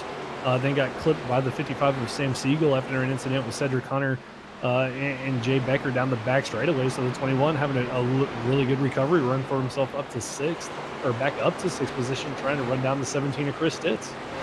Trying to run down Stitz in 5th place on a bad spot. And where he runs now would find himself battling for a playoff hope in a berth that is so necessary for the 17, who hasn't had the greatest season for himself, but the consistency is trying to show up a little bit more here in recent races as this 21 closes in, and as well for Chris Stitz, closing in on Zach Hall ahead, but they're all chasing this driver. And what a scheme to be running on throwback night. This is the Dale Jr. Bud 8 machine for the 8 car, and first time this season we actually get to see the number 8 on the side instead of just lettered 8 on the side of the machine. And it's a good scheme to be running here at Richmond. Junior was good at Richmond, and it looks like McCann feels just as comfortable.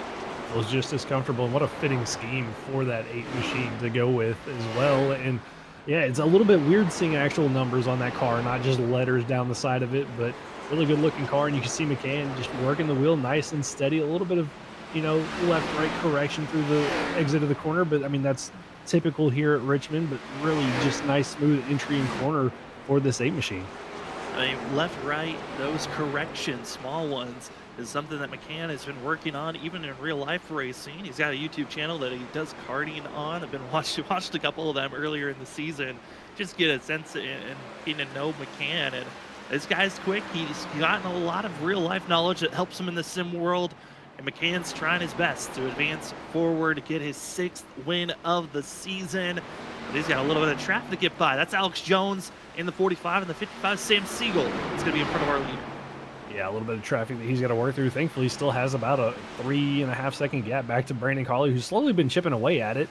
Lap times look like they've about equaled out for those two, but now that McCann's in this traffic, should allow that 99 to close in a little bit quicker on this 8 of McCann. And McCann just got to be careful getting through lap traffic. We've seen in the past lap traffic can cause issues for the leaders, and maybe thinking here, Sam, do you pit if you're McCann as you get through this lap traffic, or you just get through it and then just stick to your strategy?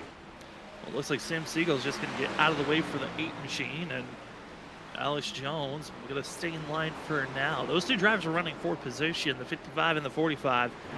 It looks like for seeing McCann, he's just staying stable as Christopher Norris and Zach Hall both going to pit for their stops, as they've been out there on track for over 95 laps for the both of them. Some other drivers also thinking about maybe a stop should be made. We've got a couple of other drivers in that similar situation. Jonathan Burt, Andrew Medlin are in spots where they're most likely going to pit, and it's going to be Medlin over the radio calling for pit stop for the 12 machine. Yeah, he's going to come down pit road, get fresh tires. He's going to try to see what he can do to flip his race around, gain some positions here, and close that gap to the 99 of Brandon Colley, but doing some battle here with the 6 of Jonathan Burt. And Medlin said he wanted to pit, and this is not where you want to be, Sam. On that outside, contact made as he was trying to get to pit road. And just like that, forces the 12 for an extra lap, and oh boy, are they getting a little bit mixy as Burt makes the pass, but then gives up the position. Well, that's so bizarre to see. Yeah, just weird to see from Burt. Gave that position back to Medlin. Maybe felt bad about it. Medlin now definitely trying to get to pit road in that 12 machine. He's going to go low, get on the apron. His teammate goes by. There goes Burt. Everybody by, and Medlin gets it low down to pit road. But a bizarre moment between those two drivers. If you're going to make the pass, giving it up like the way that we just saw Burt do, that's hurting both drivers again. I mean, I get that you're trying to be nice, say, sorry I took that position from you, but just keep moving forward. Instead, he actually hurts Medlin even worse than what he did that first time. Yeah, just slowed him up. I mean, you can tell that Medlin wanted to get to pit road. Burt had the run, got to his inside, and if you're Andrew Medlin, why not just lift going down the back straightaway so you could fall in line behind him instead? Almost took him and Burt out with the contact made through 3 and 4.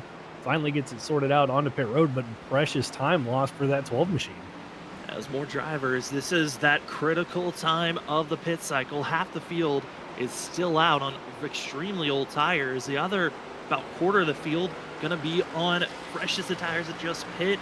And then the final quarter are drivers that are in the mixy position where if this race stays green, if they've been saving fuel, they may have a chance to stretch the fuel all the way out.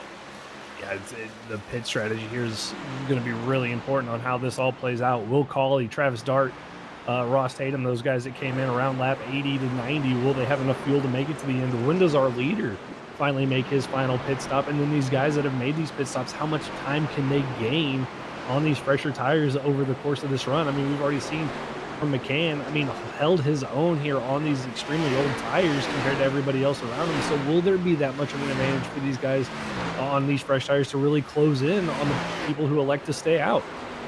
It's going to be a race on the clock as the laps continue to click away. About 35 laps to go here tonight, as Brian McCann has been out on track for 120 laps on this set of tires in fuel stint. Still no word over the radio on when our leader is going to pit. Other drivers that are also in question of where their fuel stint's going to be at is Ken Campbell and Jonathan Burt, over 100 laps for the both of them. But we've seen a lot of drivers that had much better situations on fuel and tires pit sooner, like Zach Hall Norris, as well as Andrew Medlin. Those drivers were in a better spot than our leader or Ken Campbell of Burt. They've decided to go with that audible call of pitting and hoping this race stays green. Yeah, at this point, you've kind of made your bed. If you stayed out this long, you've made your bed. You're hoping this race goes green to the end, and you don't give up the track position to the guys who have already pit. But I mean, that's a gamble, Sam. I mean, we're a short track race, and anything can happen. You get that late race caution, it can really throw a wrench in your plan. You see John Dart, Cameron Sarton doing battle here, trying to get around the lap car of Sam Siegel down the back straightaway. And this is going to be, I believe, a battle for position, but all the way back here in that of 13th and 14th position. Yeah, 13th, 14th, 15th, all in the mix. As Cameron Sarton getting got times for the 7.5 machine, advancing forward, putting Cameron Sarton now as the lead driver of those that have pitted so far under this green flag condition, as we're about to march into the 30 lap to go marker, as Sam Siegel, Alex Jones are staying high, allowing the 26 of Travis Dart to move forward. And for Dart, he's 2 seconds off of Brandon Colley, but Colley, since he's moved up to second place, has gained over 6/10 over Brian McCann. That's over the last 30 laps. He needs to extremely gain for Colley if he's going to just purely run down Brian McCann, unless he waits for the 8-hit pit road. Yeah, he's got to figure this out. I mean, he's got it down to now about a second and a half gap to the 8 of Brian McCann, working through that lab traffic. Having those fresher tires has allowed him to close in about a 10th and a half to 2.5 tenths a lap, just depending on how they run. So the gap's closing, but he's got fresher tires behind him. Cameron Sarton, John Dart coming through. That's going to slow this 99 machine down just a little bit. And you see down there, everything in the green means the 99's closing, and it's been consistently green for him over the last handful of laps. Cameron Sarton working the outside lane, trying to get by this 99, and it's down to 1.2 seconds. These last 3 laps have been clinical by Colley on the amount of time that he's been gaining on the 8 machine. And even with fresh air, that of Brian McCann is being ran down. But that also puts into question, is Brian McCann maybe clutching it, saving a little bit of fuel? That last lap, because of the pass, allows the 8 to get a little bit of breathing room to work with. But the fuel is a big thing, maybe a big question in mind for the 8 machine, as he's trying to find a way to save his fuel, but also attack. Yeah, trying to save fuel. We'll see down here into 3 and 4 if that RPM gauge just goes all the way to the bottom, means he's clutching. Looks like lifts early, brakes. I don't see the clutch being engaged. Sam just kind of running his line, maybe lifting a little bit earlier, coasting for himself to save that fuel. But McCann just trying to pull a just crazy strategy out here and stay out since the stage break. He's waiting quite a while to get back on the throttle. Is that 8 machine? But he is really trying to save as much as he can. Also stay patient as he's letting Cameron Sarton breeze on by on the outside is the 8. And also going to have to deal with Zach Hall, who Hall knowing that he needs to get by Cameron Sarn as well as get by McCann. That's going to enable the 24 and the 32 to race for position and be on the lead lap. This is critical for Zach Hall, because if he can get by Cameron Sarn, that puts him as the lead driver of those that have pitted already. Yeah, you got battles within battles. Drivers battling to get back on the lead lap. Drivers battling to be the first car on fresh tires if a caution were to come out. And a potential brewing battle for the lead once this all sorts out. Probably lost a little bit of time, though, to the Aiden McCann as he made contact with the 5 of John Dart, who was trying to get by him on the fresh tires. And, you know, just the differing in strategies, how it's going to play out is going to be crucial. Will the 8 have enough fuel to make it to the end? Has he been able to save? And then not too far off the back of Brandon Colley, only about a second off from him, is this the 26 and the 17 or the 26 of Travis Dart, and Chris Ditz isn't too far behind him as well. I'm also checking the numbers for Zach Hall after making that pass, seeing how off the pace he is compared to Brian McCann. Is the difference big enough where if Zach Hall keeps at this pace, Hall could just run down these drivers? He's 20 seconds off. He's running about 9/10, almost a full second faster as Zach Hall. Hall in 13th. He may try to run down as McCann into pit road. Same for Travis Dart. It's really slow for the 26, and I don't think he's going to be able to make it into pit road. Dart was going to pit, but missed pit entry. That's a tough break for the 26 of Dart. Going to lose a lot of time there, not making it to pit road. Now the question is going to be, what's Brandon Colley going to do? Is he going to stay out to the end of this race? You see Travis Dart still struggling. He's going to stay all the way on the apron, down the back straightaway, getting that 26 machine down pit road.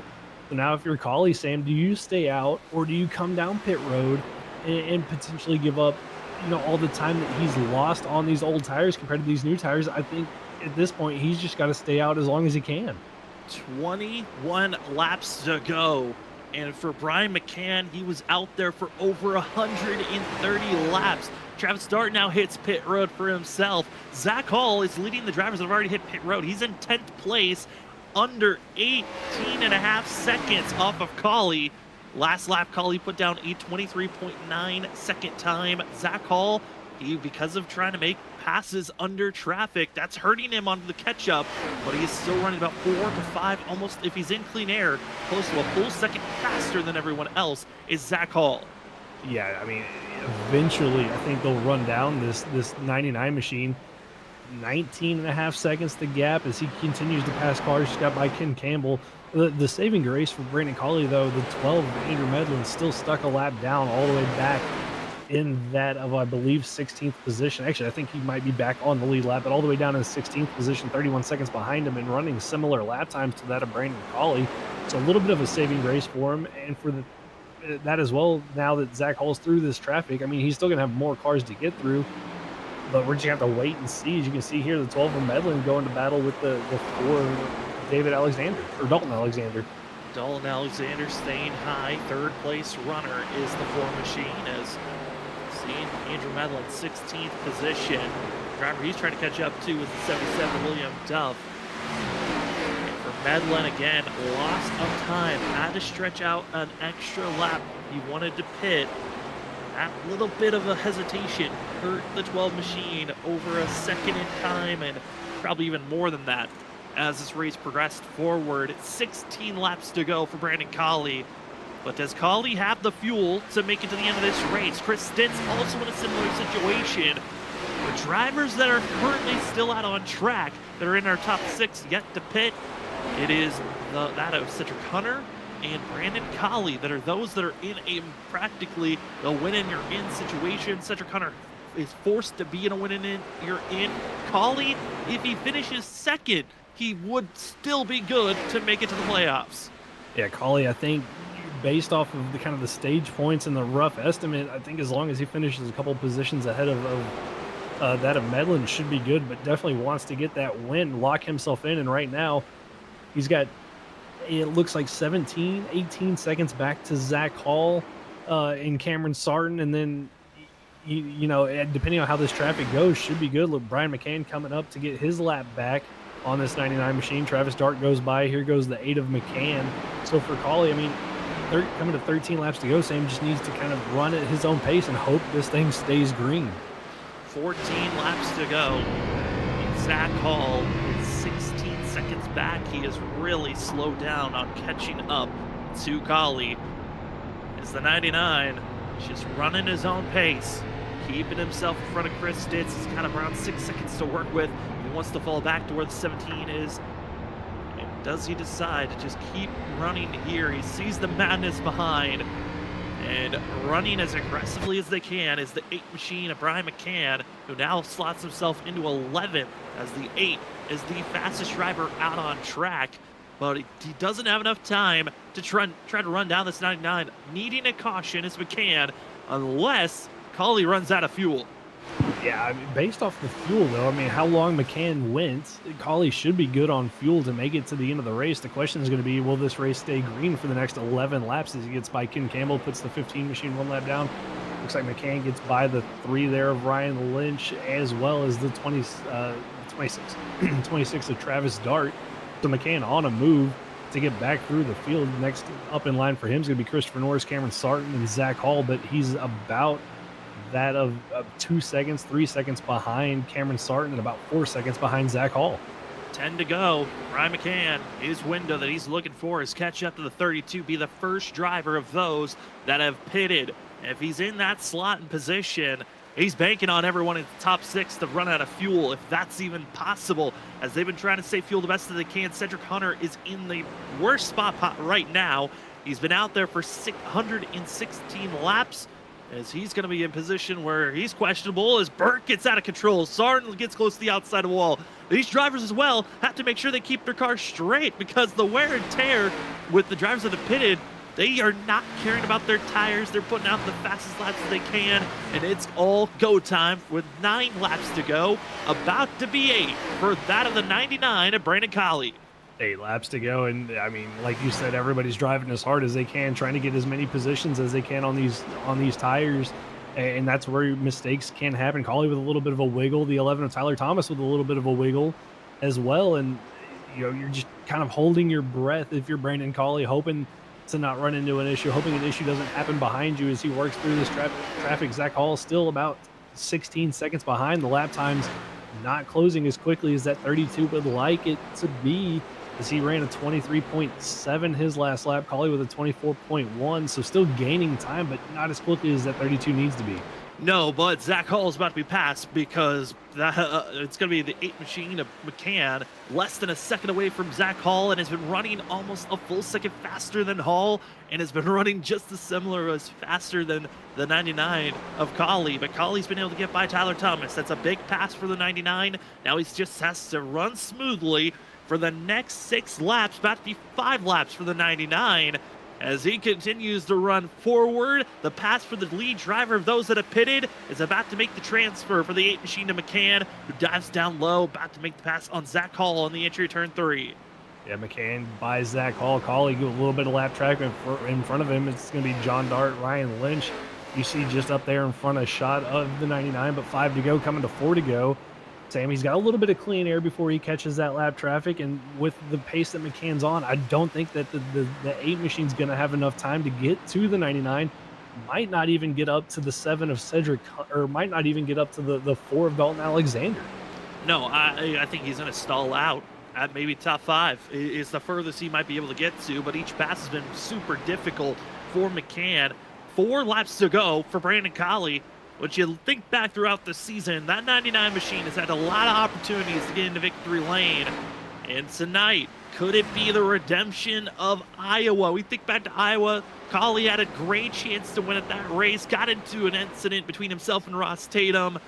But since that race, it has been a fighting and clawing for Colley to get back into a position to fight for a chance into the playoffs. And with 3, about to be 2 laps to go, Colley's looking for the white flag, and that will turn this race official. Just needs to get around to get that white flag. The race would be official. Doesn't want anything to happen here. And yeah, Iowa, even Martinsville had chances to win, has had speed, just hasn't had the luck go his way here tonight. Involved in some chaos through 3 and 4 with a huge stack up, but looks like he might have played the pit strategy well, as he's out of 4. Sam looking for that white flag. White flag is up in the air for the next level racing. White flag here for the Full Set Racing Series, as Brandon Colley, the excessive speed sim racing, the pole sitter, Well, if you looked at the stats for Richmond, if you got the pole, you led the most laps, you usually found yourself in a victory lane. And for Brandon Colley, through that of 3 and 4, the exit of 4, the 99 gets his win and books his ticket to run for a championship. What better way to make the playoffs, not have to worry about points, than getting the win tonight? And Colley plays the strategy just right, gets the win. And that's going to be a one happy driver right there. Unfortunately for the 12 of Andrew Medlin, looks like that's going to knock him out of contention to run for a championship here in 2 weeks. But Sam, what a race here tonight. It was incredible to see the fight for Brandon Colley. There was moments where he thought there was no chance that he was going to have an opportunity for the playoffs, especially after the last few weeks. But when Joshua Altis made the call that he was not going to be running for the playoffs, it made the numbers a little bit easier to look at. It was just a 3-point difference between Brandon Colley and Andrew Medlin. Well, why not even worry about pointing your way in? Get the win, book your ticket. Brandon Colley will be one of the 12 drivers running for a championship for Season 5. Congratulations to the Barbie Machine. As we will step away when we come back, it's the post-race show. We'll talk to our winner here tonight, Chris Stitz. Also, we'll talk to Dalton Alexander, and we will figure out how these drivers are feeling at the post-race show. We'll be back right after this.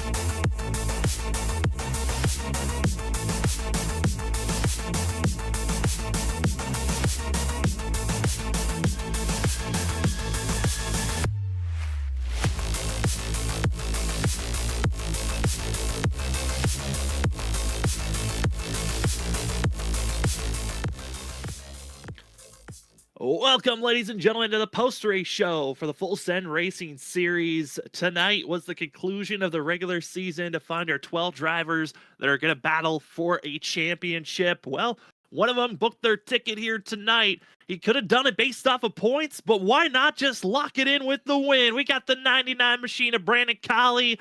Colley, you get the win. You finally get that monkey off your back. You've had plenty of opportunities this season, but the luck just wasn't there. Man, how are you feeling knowing that you won and you're locked into the playoffs? Well, I mean, considering how the stage went, that incident with Cole, I guess he had some issue. I thought the bad luck struck. I was so upset. and was able to at least get P2. And I figured, man, with the stage points, I'm feeling pretty good. I just got to stay out of trouble. And well, luckily, it all kind of worked out here, and I didn't need it, but I finally got it. I'm pretty happy about it.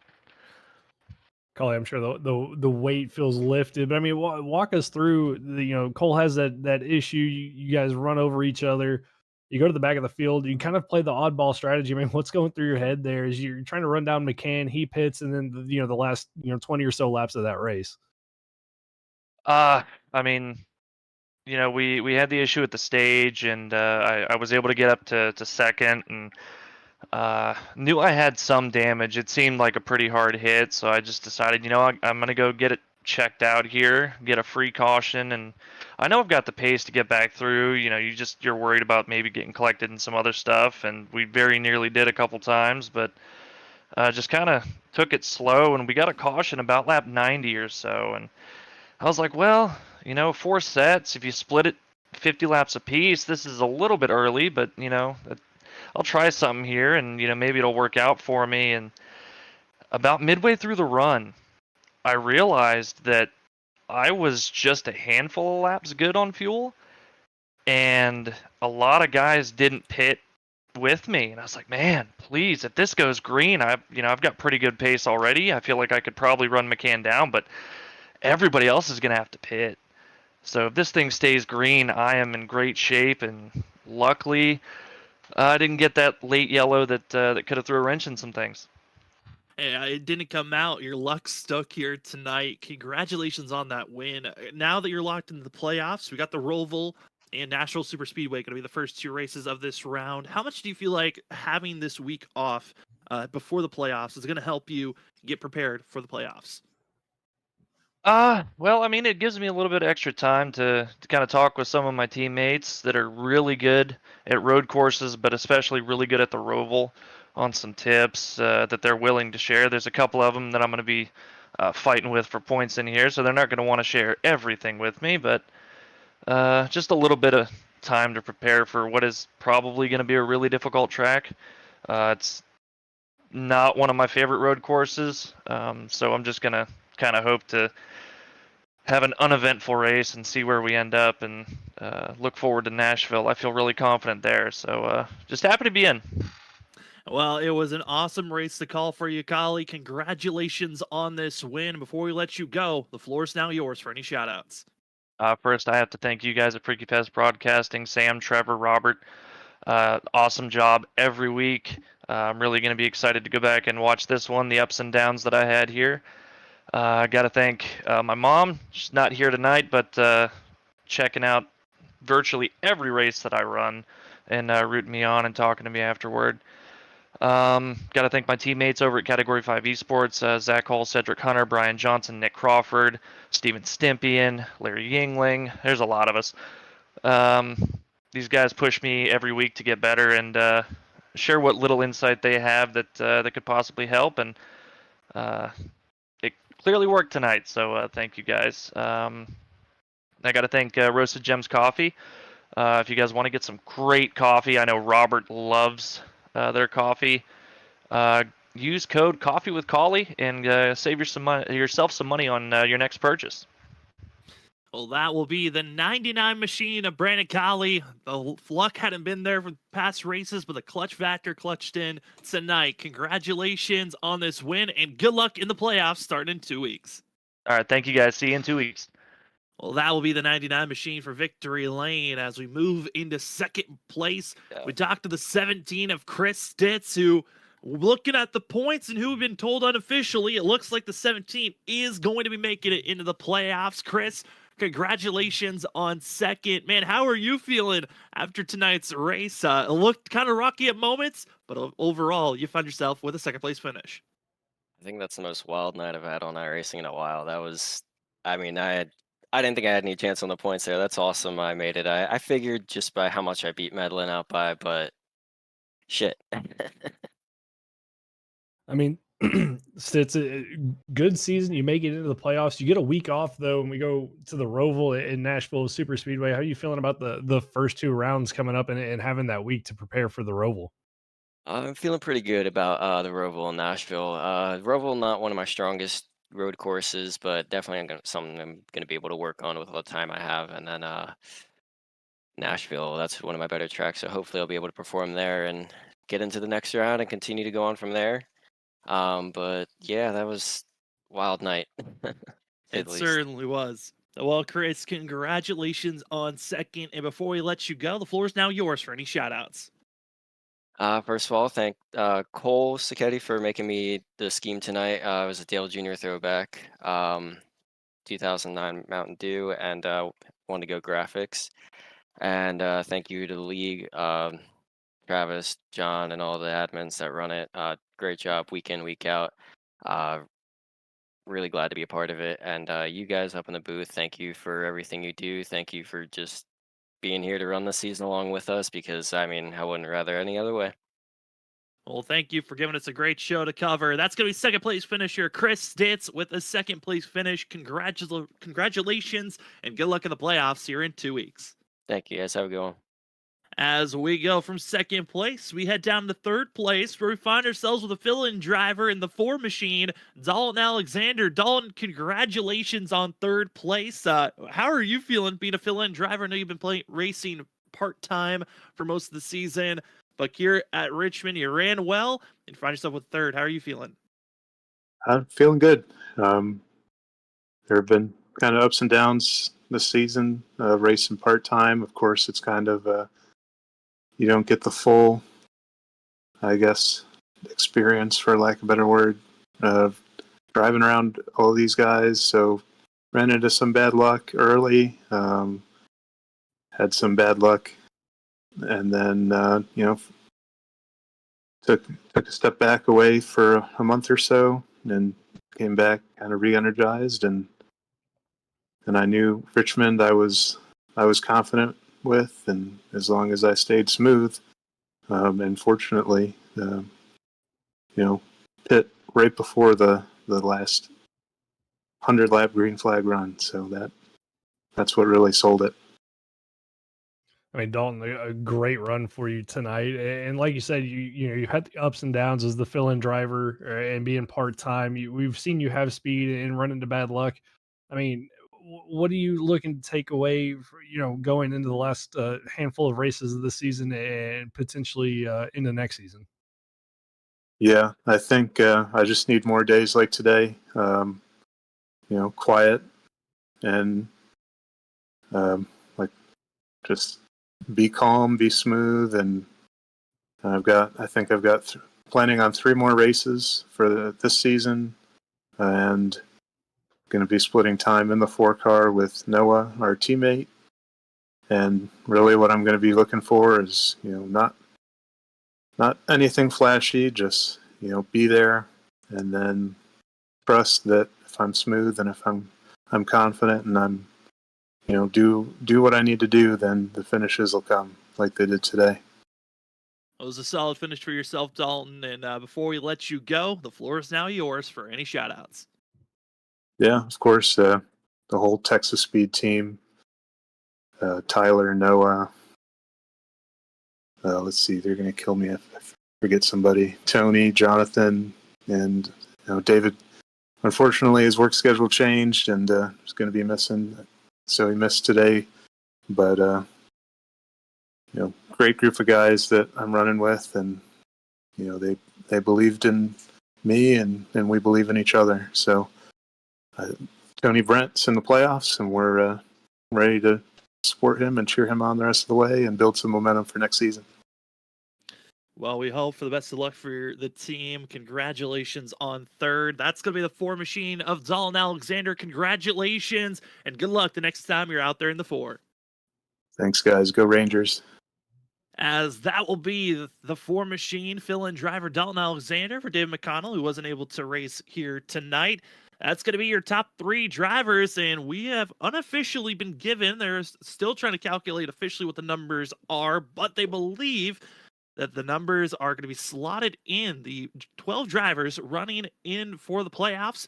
Going to be, of course, Brian McCann, who was already locked in coming in tonight, save for Cameron Sarton, Zach Hall, Ken Campbell, Christopher Norris, Will Bustler, and Tony Brent, and Travis start were the drivers that were automatically locked in. The 8th, with Ross Tatum just starting tonight, he was the 9th driver locked in.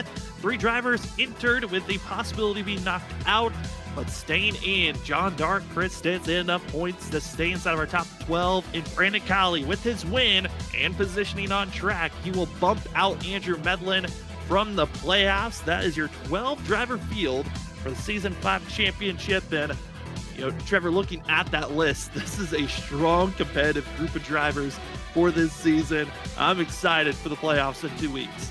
Oh, I cannot wait till we get to the Roval. I mean, McCann with all his, wins that he's had this season. Cameron starting with a little bit of rejuvenation from last season. The 2-time champ looking to go for his 3rd. The defending champ, Zach Hall, in there as well.